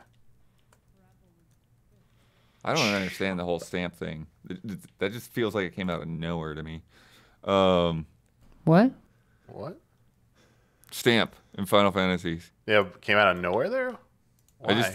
It was that The in the plot original? line. Did I just like blank Oh Stamp out of no, my it's head? not in the original. No, The no, no, Stamp no, no. plot no. line is like Berenstain Bears situation. Like it freaks me out too. But I was like, where did all this come from? Right. What are we talking about? Did I miss an entire game? Like what? Zombie dogs from Resident Evil were at 15. Oh, good one. Annoying dog from Yikes. Undertale was at 21. D-Dog 21, okay. Yeah. Nintendogs were 21. It's not even a thing. Oh it's my- the name of the come game. on. They're just Yeah, puppies. There's not Puppies a are specific dogs. Nintendo. They are, but they're just going with real dogs then. Polterpup from Luigi's Mansion is at 21. That's nice. Ooh, nice one. Dog from Half-Life. Nice pull. 28. Alice from The Last of Us 2, Huber. Classic. Ooh, Scratch from Baldur's Gate 3 is 34. Dude, jeez. Gen from Suikoden 2, dude. Suikoden. Fushi from Yoshi. Just like why did they have to remind us about Last of Us Part 2, doggos? Come on. Why you gotta do it? Okay. Just dogs from Red Dead Redemption 2? What? Is there any reasoning for that? What's going on? Dogs are great. They look so good. Yeah, probably because they're the best animated doggos. I mean, all the stable dogs from Breath of the Wild The and Tears of the Nintendog Kingdom Assist are Trophy got a 15. separate entry? Yeah, that's what's funny to me. Okay. Nintendo Assist Trophy, number 44. That's the one that should have been there. The other one doesn't matter. That is an actual like specific thing. Oh, Okay. Hunting Ground is here. Huey, number 44. Nice. Hell yeah. Oh yeah, That was there's Haunting Ground. That's what I thought too. nice. Yeah, it is Haunting Ground. Oh, it's just a It's typo. typed wrong. Okay, that's why I didn't find it. Got it. Got it. I was like, wait a minute. That'll do it. Thank you, patrons. Great list. Yeah, good list. Good stuff. Next month's theme, if you want to get in there, is in-universe musical performances. So basically, I wonder moments. what number 1 is. Moments What do you when think the number person one? What do playing you the think is game number one? It's obviously Alan Wake. can see someone Oh, I was singing, going to say Mario dancing. Odyssey. playing an instrument. Mario Odyssey, dude. That's in there. Mario Odyssey, that was good. I was thinking recency bias though. Nah. Strong. Final Fantasy VI Opera Scene is in there. I also feel like the Yeah. internet collectively loved Portal Alan, 2, the Alan dude. Wake Bioshock one. Infinite Quartet. Oh, they're so good, dude. Oh, good. there's so many. My Holy money's crap. on Alan Wake for that to win it all. Like I said, we got this a little early, so submissions open on Wednesday, 10-2? August Holy shit. 14th. So you got a little time, get some research, find some performances. Dude, SteamWorld Heist, yeah. SteamWorld Giraffe just literally in the game. or Steam Power Giraffe, I mean. Nice. Nice, dude. That'll be fun.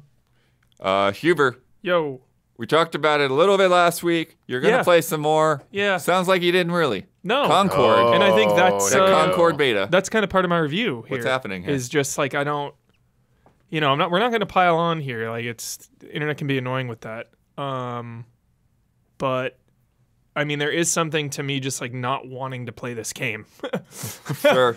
Like, famously though, I do not really partake in betas because I feel like I'm putting time into something that doesn't matter. You know what I mean? Okay. Because there's so many other games that are fully out. It's like an early access type situation. It's like, no, there's so many fully released games. Let me, if I'm going to put some time in, I want it to be fully released. I did play some matches though, and I think Concord is a good game. Obviously there's some balance issues going on because, finding part of that what a was, beta is there for, essentially. yeah, exactly. Yes, We're yeah. so early days. Part of that is finding the hero that's right for you. I was getting thoroughly demolished for a while until I found the 9-foot tall woman Nice. who is immediately one of my favorite hero shooter characters ever. She's incredible. She just walks everywhere, towering over everyone. That's just with a great. giant minigun, and I couldn't be stopped. Could not be stopped. Unstoppable. Because I originally picked this guy with the shotgun, the You have crazy this huge spike on the bottom. yeah, he was fun. But the big lady with the minigun was really cool.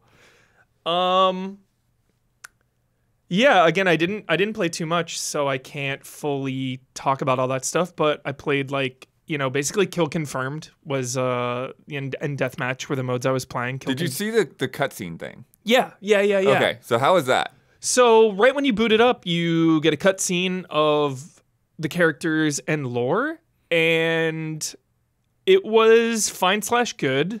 Good, fine, bad. I think it was fine/good. Gotta pick one. though. There's got to be another. He's already, you gotta he's already pick one. departing. You gotta pick one. I thought it was good. Then I usually lean towards good. Good is Okay. all-time historical, actually incredible in the good, fine, bad system. Yeah. I think so many things are good though. So yeah, we'll Well, This does not work for Hubert- the Huber Yeah. scale. No, Hubert, there Huber is scale. there is a thing because there's an additional layer of did you like it or not? Because a lot of that's things separate. for me, It is separate. Yeah, a lot of things for me is this is fine but I like it, or Concord this is good but I don't like it. Concord is good, but I didn't really like it. Yeah, Yeah. Okay, interesting. I did not like it though. You know what I mean? There's so just that sounds like a fine to me. Good is no, all see, 'cause, time I- goes down in human history as I- one of the best things ever made. That's good. I pride myself in being able to separate something that is good or bad versus something I like or don't like. Like something can be fucking amazing and great, but I don't like it. Like I think Concord is a good game. That's what I just said. Yeah. Is that what you said? Yes, I said something could be fine but you like it, or good but you Yeah. don't. Yeah. But but you said it sounds fine, but I'm saying no, it's good. Okay. No, it's good. Okay. Concord's a good game. Okay. I just am not into it. Got it. Hell yeah. Yeah. I think it's very ambitious that they're gonna have a cutscene every week for this game. I do too. I think that makes is me nervous. very nervous. Yeah. You know, and I know it's. I don't know why it makes me nervous. It's not my. It makes me nervous. Some of Maybe it makes me nervous as somebody that like maybe will hop back in at some point and like. Yeah. Do I need to watch 2 hours of cutscenes to know what's going on Strange. here? Yeah.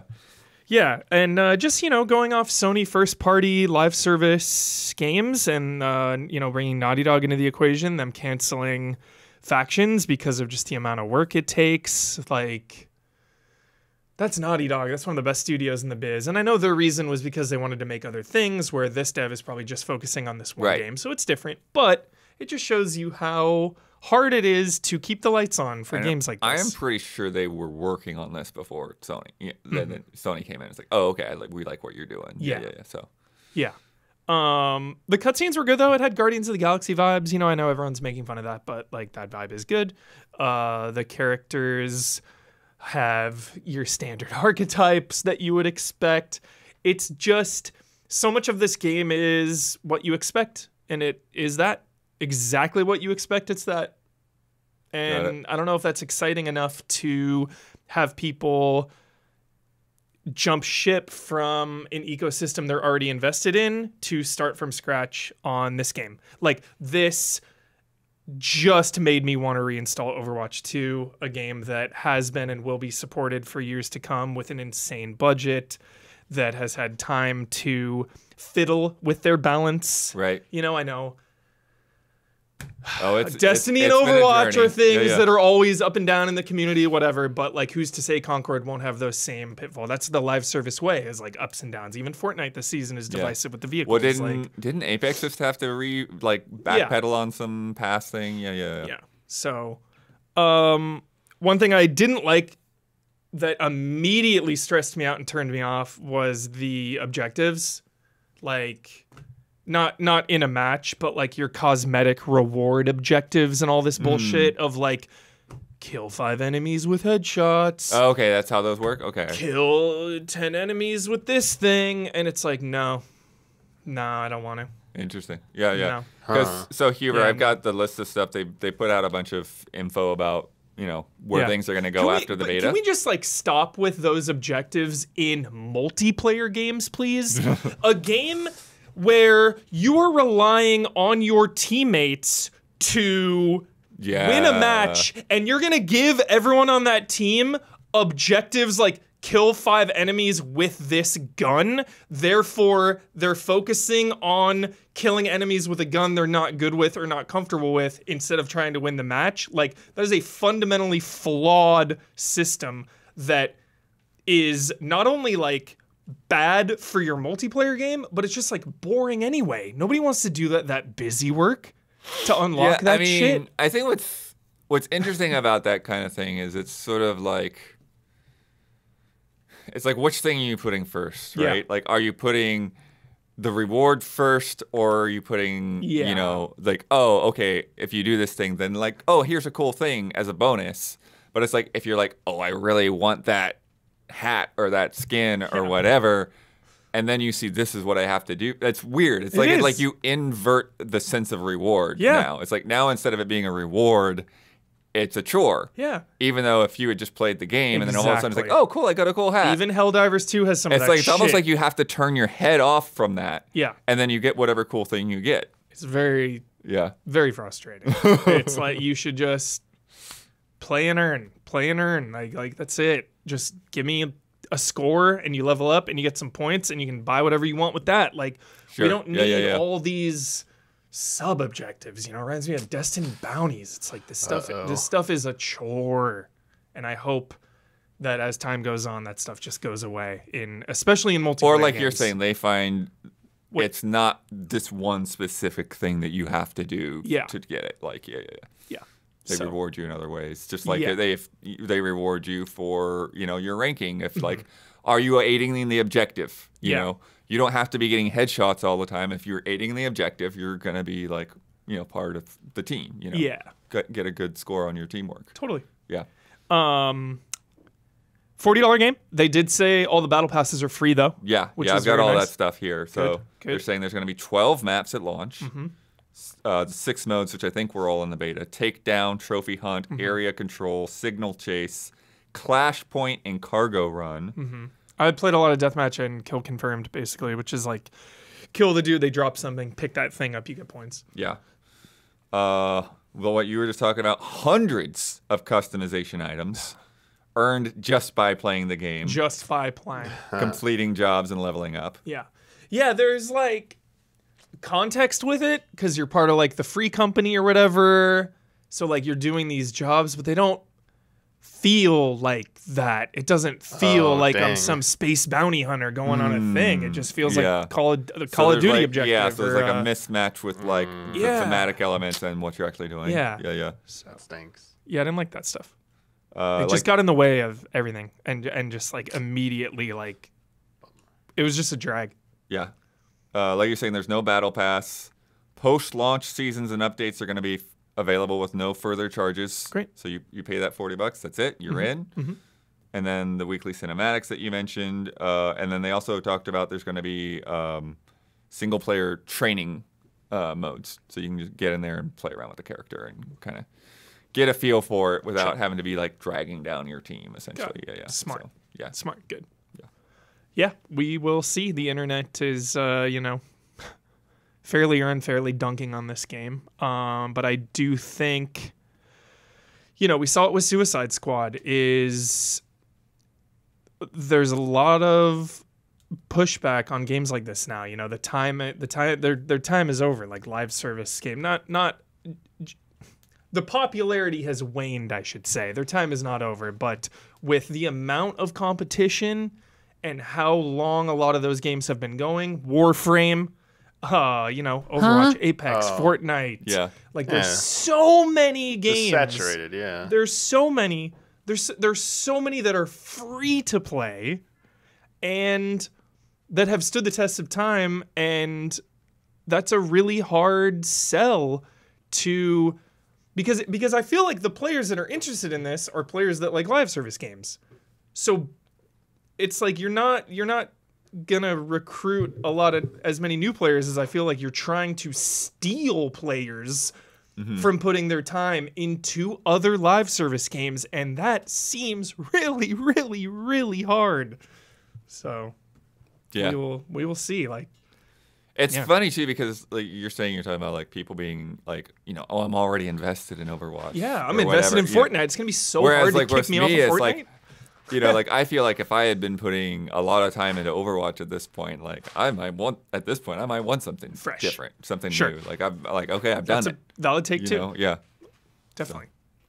interesting. And from what I said, the foundation is there Yeah. for this game.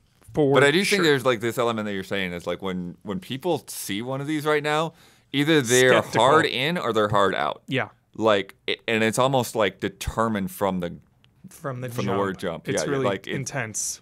the The way of the internet, blood. like where Helldivers 2. Immediate People hot are in. takes. Everyone's in. Helldivers 2. Here we go. Yeah. But Concord, no, this game sucks. I'm like, what? This game seems fine. Yeah. Yeah. Yeah. It is. It's fine. But isn't Overwatch 2 free? Yeah, That's what I Overwatch mean. 2 is free now. Yeah. Overwatch 2 is a free game. The production values of Overwatch 2 are like the top tier. Like, it's as simple as that sometimes. You know what I mean? Like, everyone is making a big deal about the price of this game on both sides. Like, so Yeah, many if this game conversations. doesn't have a pricing shift after release, like Yeah. certainly within the first year, but maybe even in the first 6 months, I'll be surprised. Yeah, same, Isla, same. Yeah. And it's like, there are deeper conversations to be had here about, has Game Pass devalued the cost of a game? Has, what do we value now? Like, Well, yeah. Well, and that's what's funny too, because it's like the thing that they're basically wanting to be like their high point is like, hey, we're not going to nickel and dime you and essentially in the long run charge you $250 for a bunch of skins. You can just earn it all in game, and you're like, this is annoying. Don't make me do this. exactly. Right? It's Exactly. like- Yeah. Yeah. You would rather just buy the skins you want. Yep. Even though it's going to cost you more than the $40 up front. Yeah. Yeah. It's like, what? Yeah. It's just wild. Yeah. Because, like, Fortnite is a big open world map where you have so much freedom of objectives, you know? Go here and talk to this person and, like, drive over here and deliver this thing. And, like, it doesn't feel like you're doing busy work. It feels like you're just exploring this map, you know? Very true. Whereas, like, they're trying to have that quest element in an arena, and it just doesn't work for me. It just doesn't work. Just don't like those objectives, man. Yeah. It would be interesting to see something, like you're saying, with more quest objectives and things like that on, like, a bigger map. Yeah. But was also, like, upfront kind of game. I mean, I don't know. There's probably something out there in my head that's not fitting pieces together. Yeah.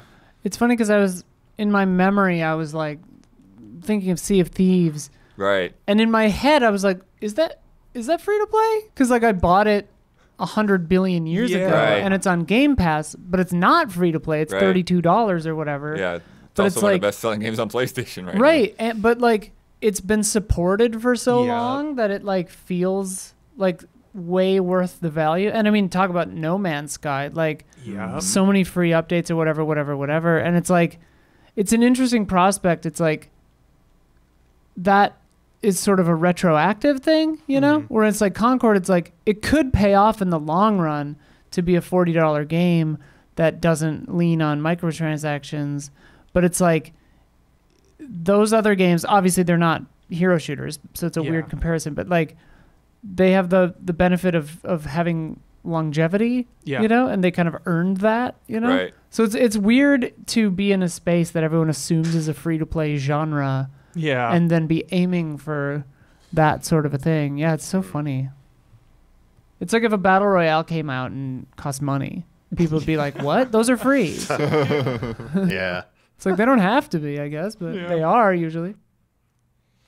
Also this week, Just wanted to, lastly, last thought was about, gave a breath. sorry, I was waiting for Isla to finish. I paused. Yeah. And then I paused as well, Blood. Player counts, I think, is an interesting discussion going on right now because I've seen people calling Overwatch 2 a failure, and they have like 30,000 people playing at any given time.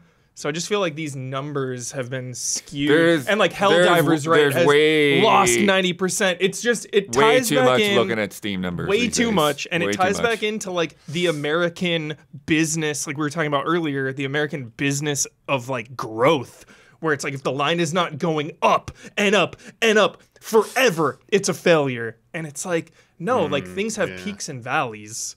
So the doom and gloom of Concord already out of the gate with player counts, I think. And if you're is a gonna hop little into the too game and soon. play the game and have fun, like what? Yeah. Like what? Like I don't know. Like, Well, it's especially if also, they're like- still supporting it. Yeah. Just looking it up right now, activeplayer.io lists all platforms, and right now Overwatch 2 has 161,000 players. Insane. And it peaked, apparently, according to Steam database, on Steam alone at 75,000. So it's like, just right now, it's Huge double success. the peak of Steam ever, Yeah. if these websites are to be believed, you know? Yeah. So it's like, yeah, it's hard to tell. You can't judge something just by Steam. Yeah. So it'll be Yeah. interesting to watch, you know, where Concord lands on that. But I think, little too obsessed with Steam numbers right now. But All right. Also this week, Oh, just one more thing. I'm just kidding. the unions are coming. Hell yes, I dude. wish I was in a union, dude. This week. What are you talking? You own the business. Yeah, we own the business. Unions seem so powerful. I mean, you could Where's change the- jobs. where's Well, the- I guess owners the people union. in power. But okay. I want to be in a Anyway, union, dude. We We need a pay each business other an owners equal union. share. Like But I just want to we say are a union. I just want to be a basically. union man. Sure, I'm a union sure, man. sure.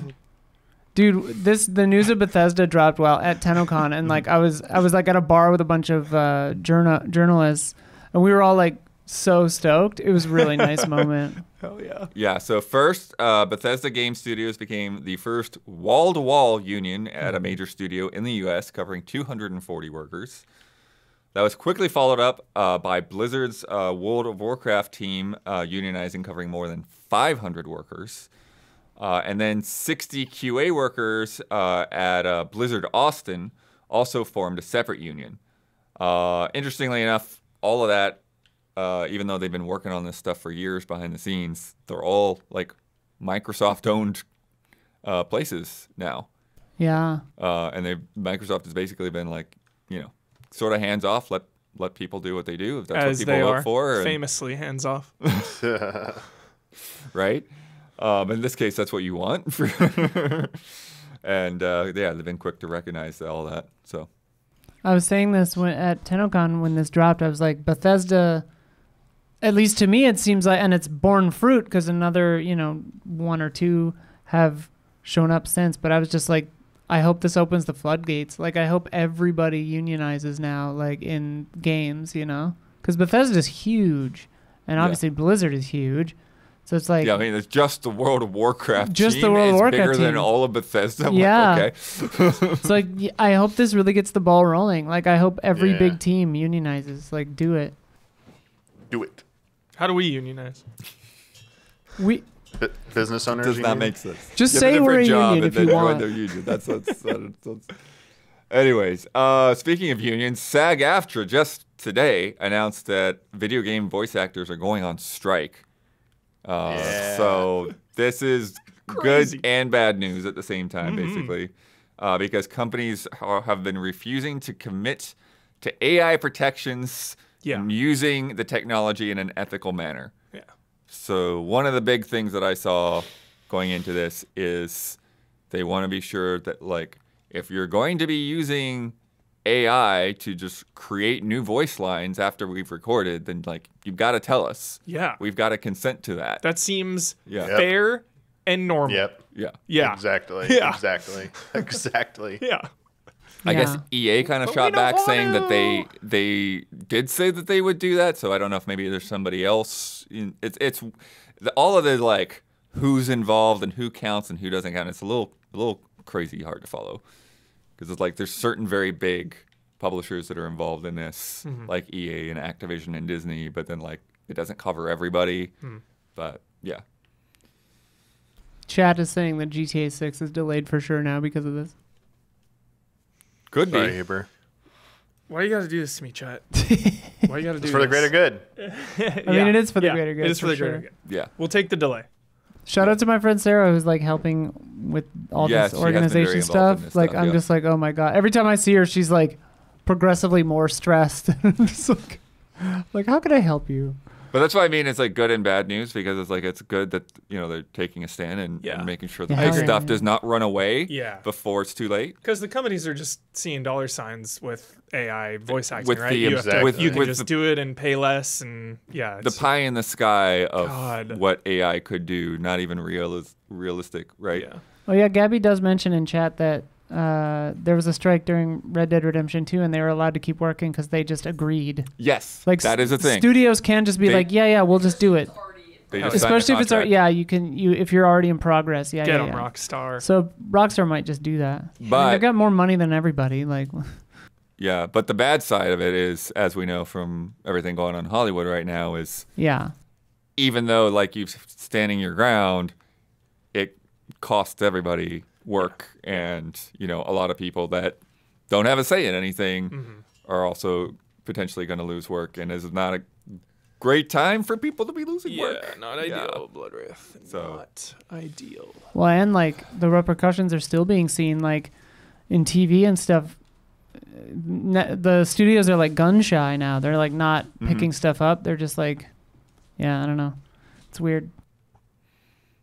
So hopefully that will just make a difference and people will find an agreement. Apparently they've been negotiating for over a year and a half already, but Yeah, it's been going on forever. yeah. Much better news though. This week, Co-Robo was annoued, a spiritual Yeah. successor to Chibi Robo, Amazing. made by some of the original team members that used to be at Skip, including Kenichi Nishi and So sick. Hiroshi Moriyama, who were co-directors on the original GameCube game. Fucking awesome. Very jolly. This looks a lot like the original game, which makes me very happy because even though there were other Chibi Robo games, they kind of like ventured out into all kinds of other little things like, park cleanup and not so great side scroller and stuff like that. This is more like the original. You're, helping the family with little domestic issues and exploring bedrooms and living rooms and getting little nooks and crannies and keeping your battery charged and and we'll see. The skip is always a bit of a weird one. And what's the new company called again? I had it here. I thought I had it here. Anyways, but yeah, so they've got a Kickstarter that launched on the 22nd. Oh, nice. As of this morning, they had already had 82,000 out of their $131,000 goal. Hell yeah, get there. So, pretty nice. More than halfway there. Kickstarter goals like that are so interesting because it's like, this game has to cost more than that. Right. By a lot. Yeah, it's part of the budget. Yeah. And then funding potentially contingent on that being successful. Mm-hmm. But really happy. Yeah, I'm in blood. Yeah. Just need that spiritual successor to Eternal Darkness. Well, they were doing that. Yeah. Yeah, that did not go so well. I remember.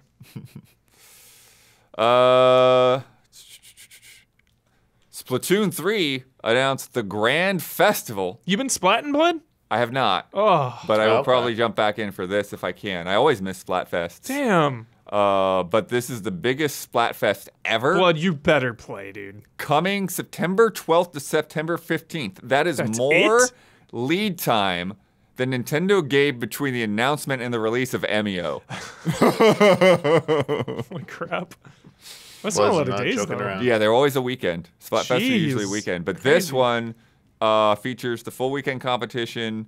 You're going to be doing voting between past, present, and future are the topics this time for the teams. And it includes this huge concert event, which we see here. Some concerts are in. It's got musical acts from all three games are going to be on stage in this. Deep Cut, Squid Sisters, and Off the Hook. So that's pretty awesome. Yeah. Splatoon has such great freaking music, and it's so iconic. So this is going to be really good. Cool. It's going to be a good time. You better play. I'll be disappointed. Get back into it. Blood. Yeah. September. Yep. Biggest one ever. You better do it. Also related to Nintendo news and Splatoon.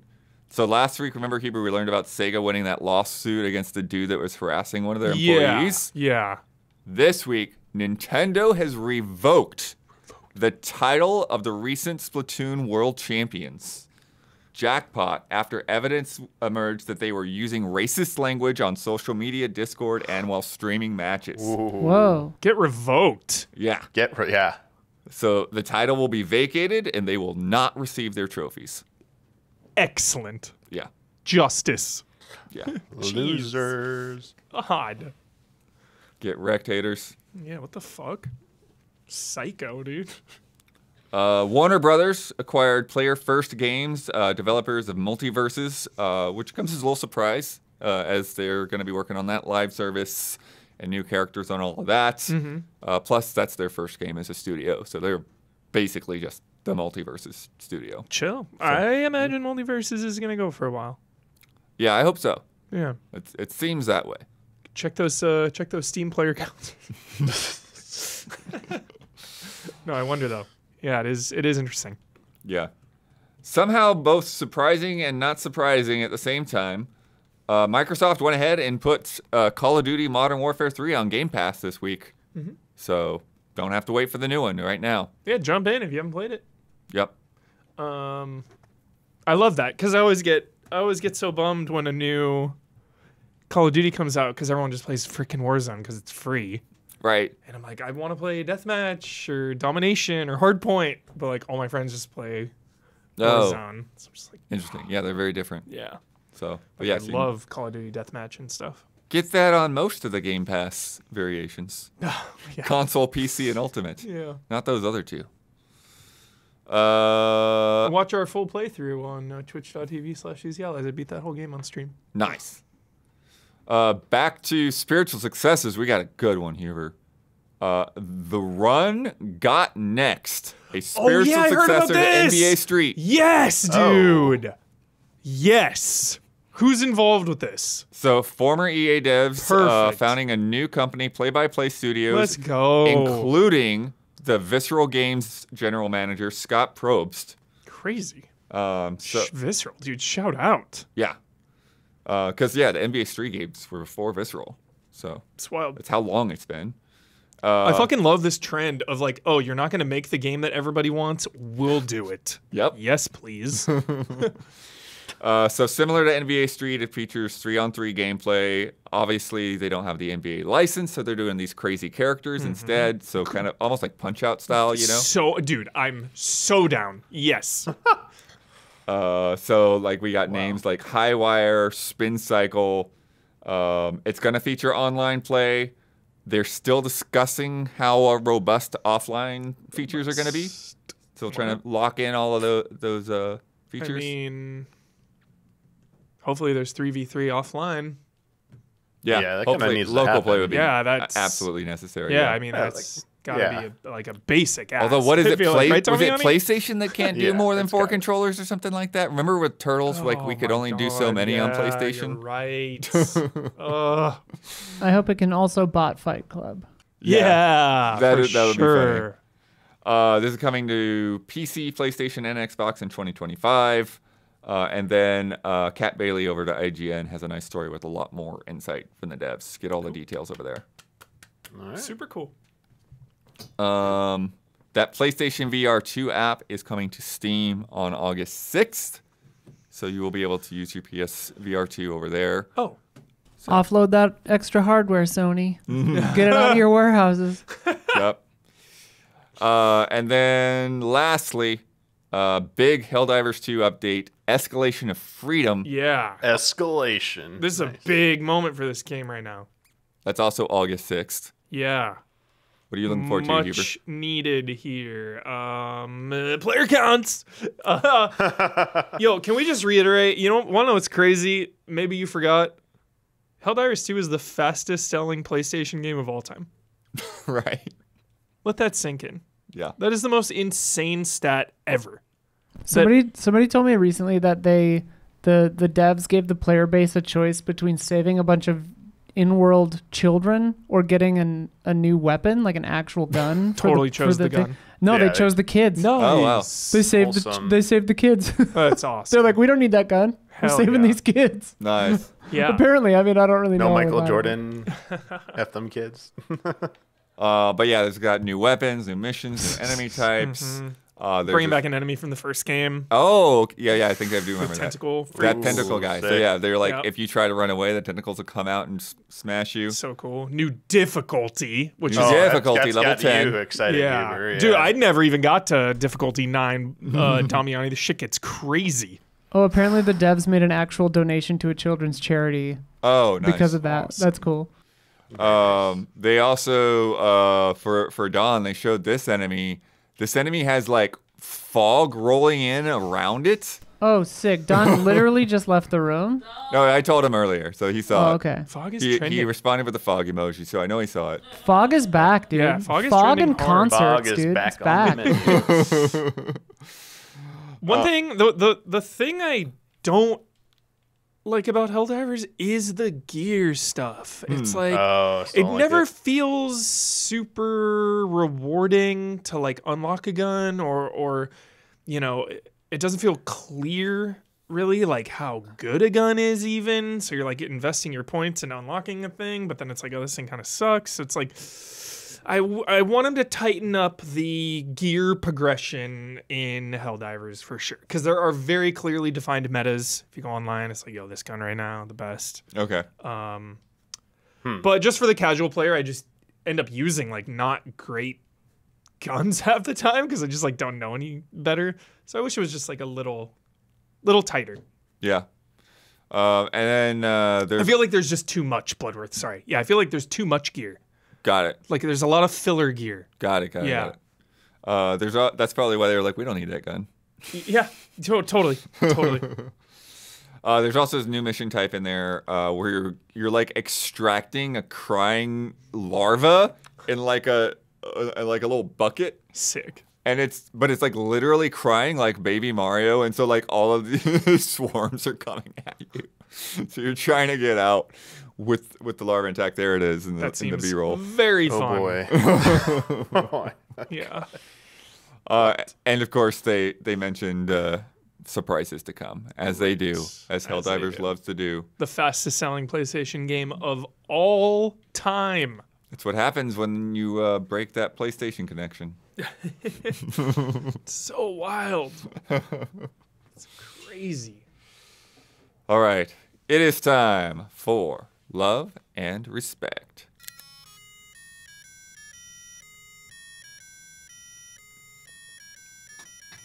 Love and respect. Respect. Love and respect. From LEL.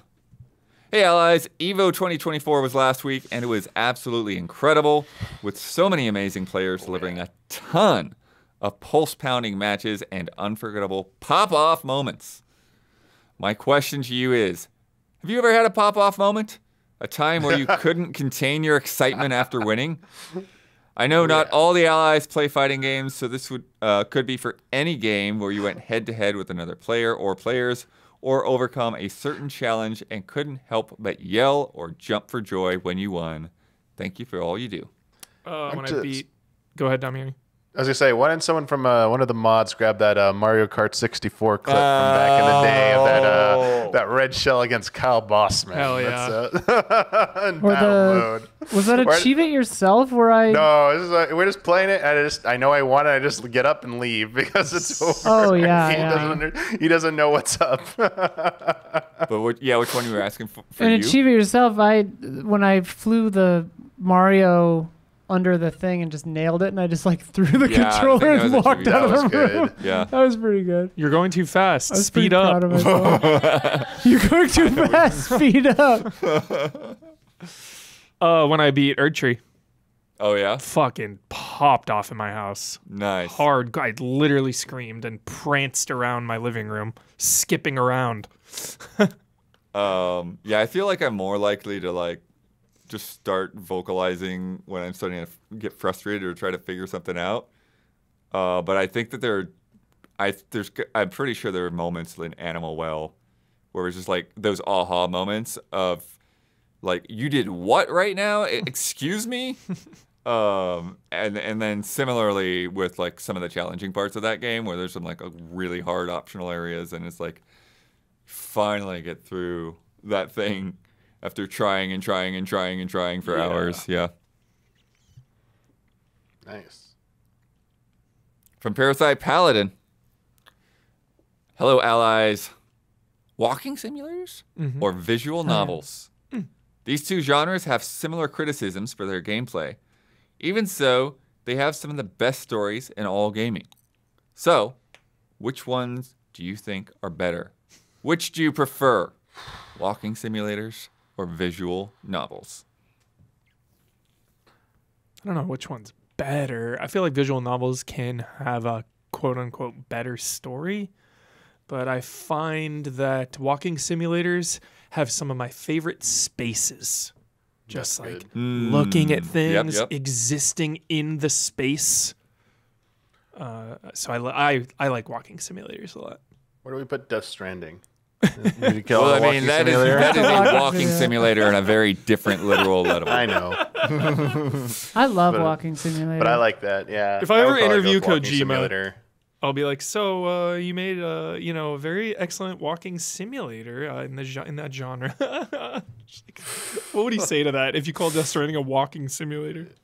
Chat, Never Broken Logic invited in back. chat has walking simulators versus talking simulators, which is very fun. That That's is pretty great. funny. That's great.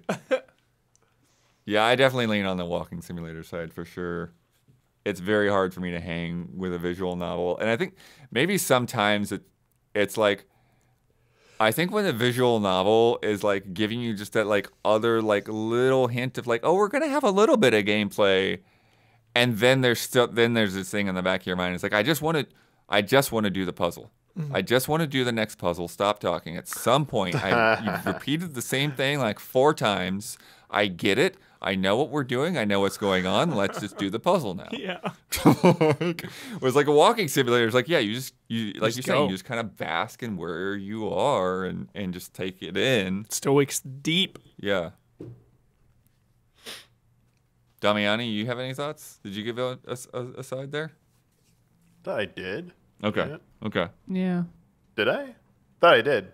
I only like games where you play an embodiment of syphilis. So, yeah. Yeah, I mean, That's one that I simulator, did not right? hang with. Maybe if I go back to it now. Yo, I mean, But it Dear was Esther not is- as big on that game as a lot of other love people it. were. Just for the music. It's like one of my favorite soundtracks of all time. Oh, yeah, the music is definitely great. But it was like, yeah, it was one of those games where I'm like, what are we doing right now? Like, what You're is killing happening? him. You're syphilis. From Sekiro 505. Hello, allies. I was wondering, in what game do you enjoy dying? Sekiro. Wait. It can be for various reasons. In my case, I'd say Sifu, since I just get back up and say to myself, oh, you messed get up. back up. Oh, you messed up to the enemy. As a note, you cannot say any Soulsborne game. Good. Final Fantasy 14, because it's a pleasure to die to something in that game, because it's refreshing, especially when it's something like you're not expecting, because they get you good with the first time deaths. Nice. Like recently, they had a dude just firing a giant cannon at the ground. I'm like, okay, stupid AoE, I'm gonna dodge you. Goes off. I walk back in, but the floor vanished, and I walked off the edge and died. I was like, good, you got me. That was pretty good. Was not expecting that. Yeah, someone in chat said it, but Hades is really good because I really like the story elements. Like, I kind of like the hub more than playing the game. When you get back and like, oh, okay, there's more to Yeah. do here, it's They're, kind of like that cool down.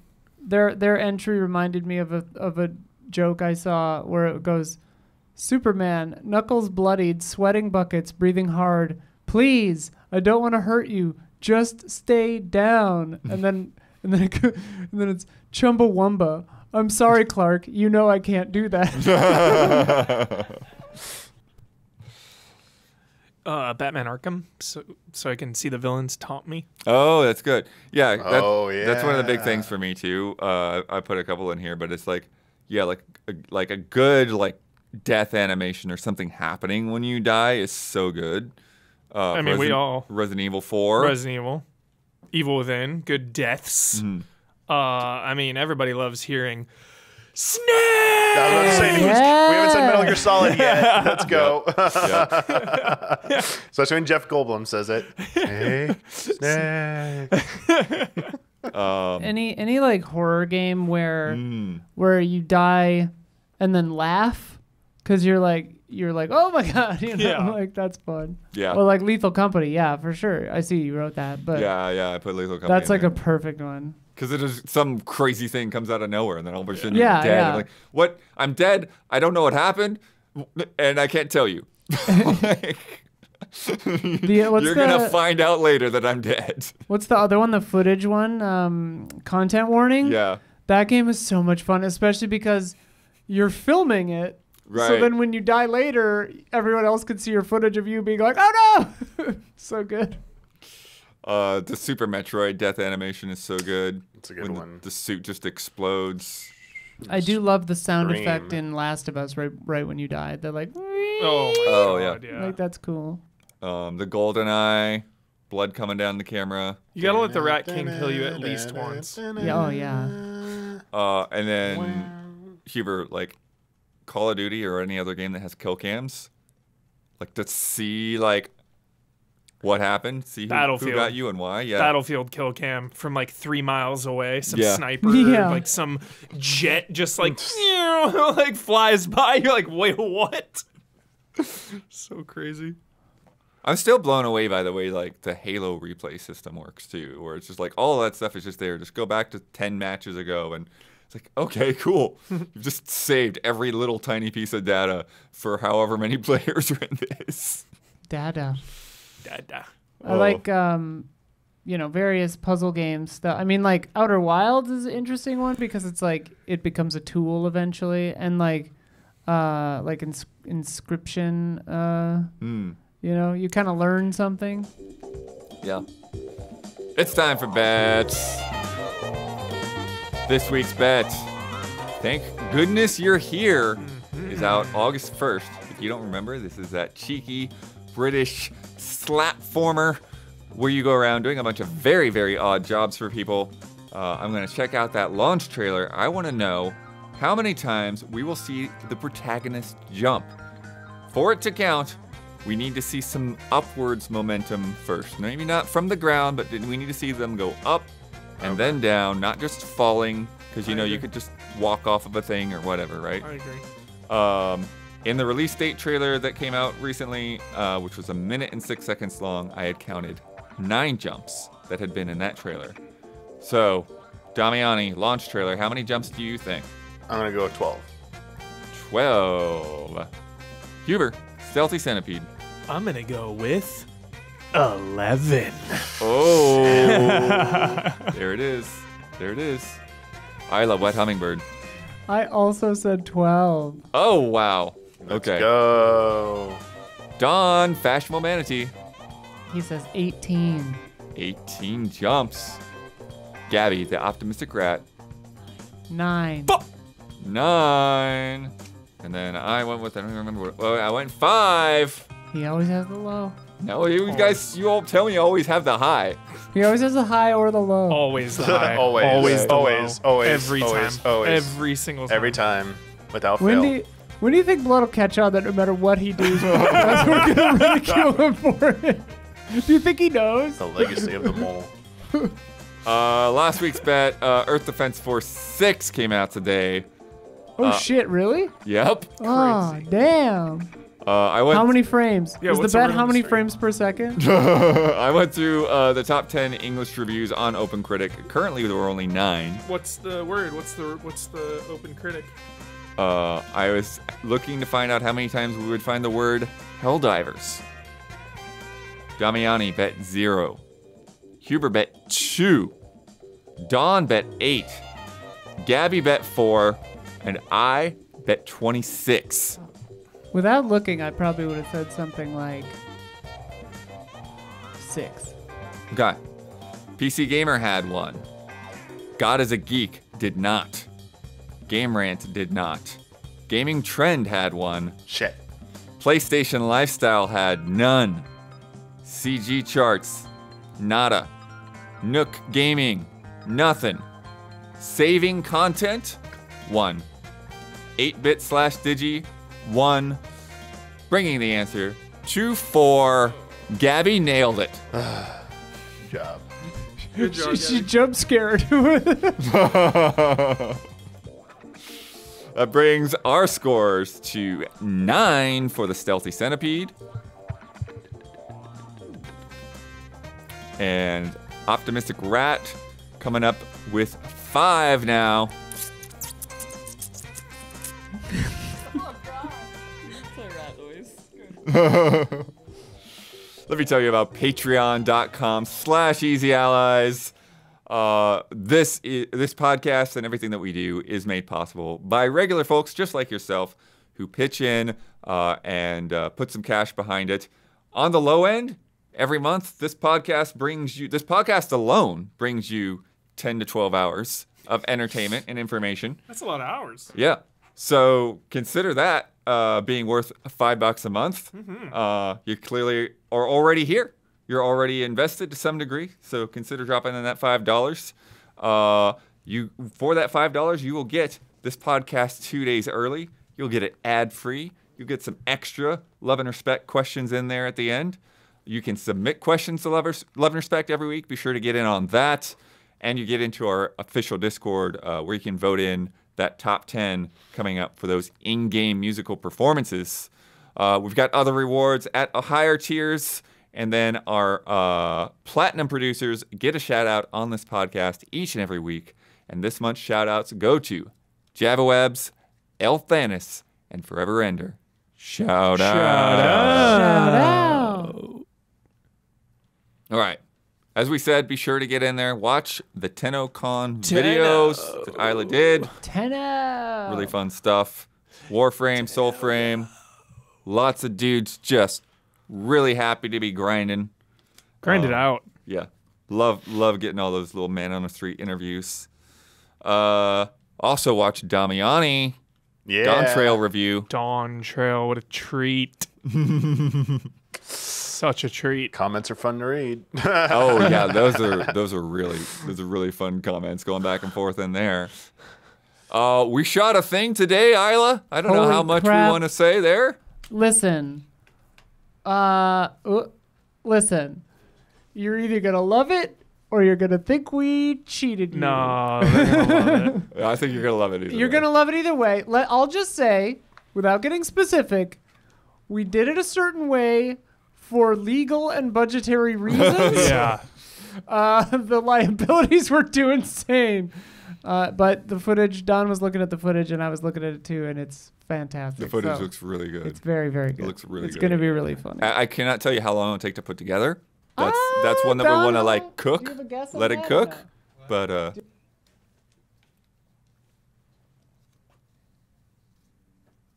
I didn't know if somebody was asking a question in the He other thinks room. early August, Early August. Okay. but then he asked what day it was. So that's like 5 or 6 days away. Well, early August is up to the 14th. That's or so, I true. would Yeah. say. Yeah. So yeah, look forward to it in early August. This week we streamed the Nintendo World Championships game. Sick game. Next week is Stream Team.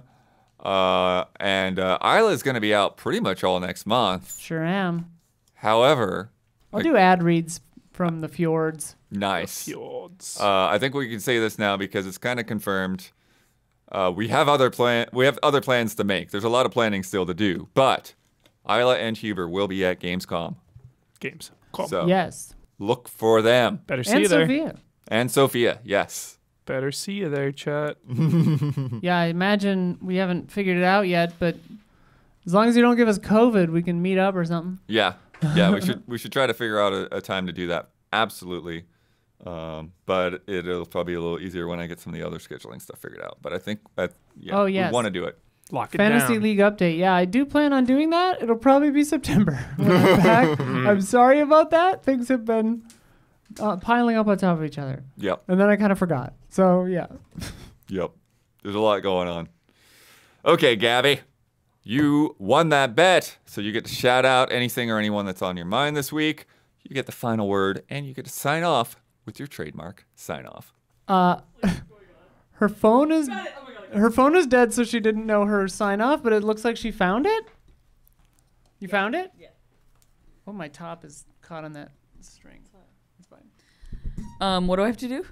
You get a shout out to anything or anyone that's on your mind. You get the final word, and you get your sign off. Shout out to Love Island. Really good reality TV show. I get to have a final word. Yes. I still don't think Grand Theft Auto is getting delayed. Nice. And then my sign off. Yes. Nothing is true, everything is permitted. Get the Dream Egg from the Moogle Chocobo Carnival to unlock the Master Assassin's robes for Noctis.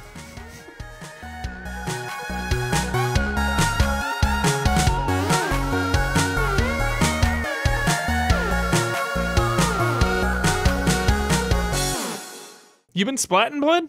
I have not. Oh.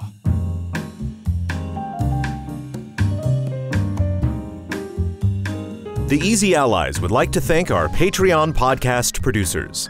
We apologize in advance for all the ally names we are about to misspell and mispronounce.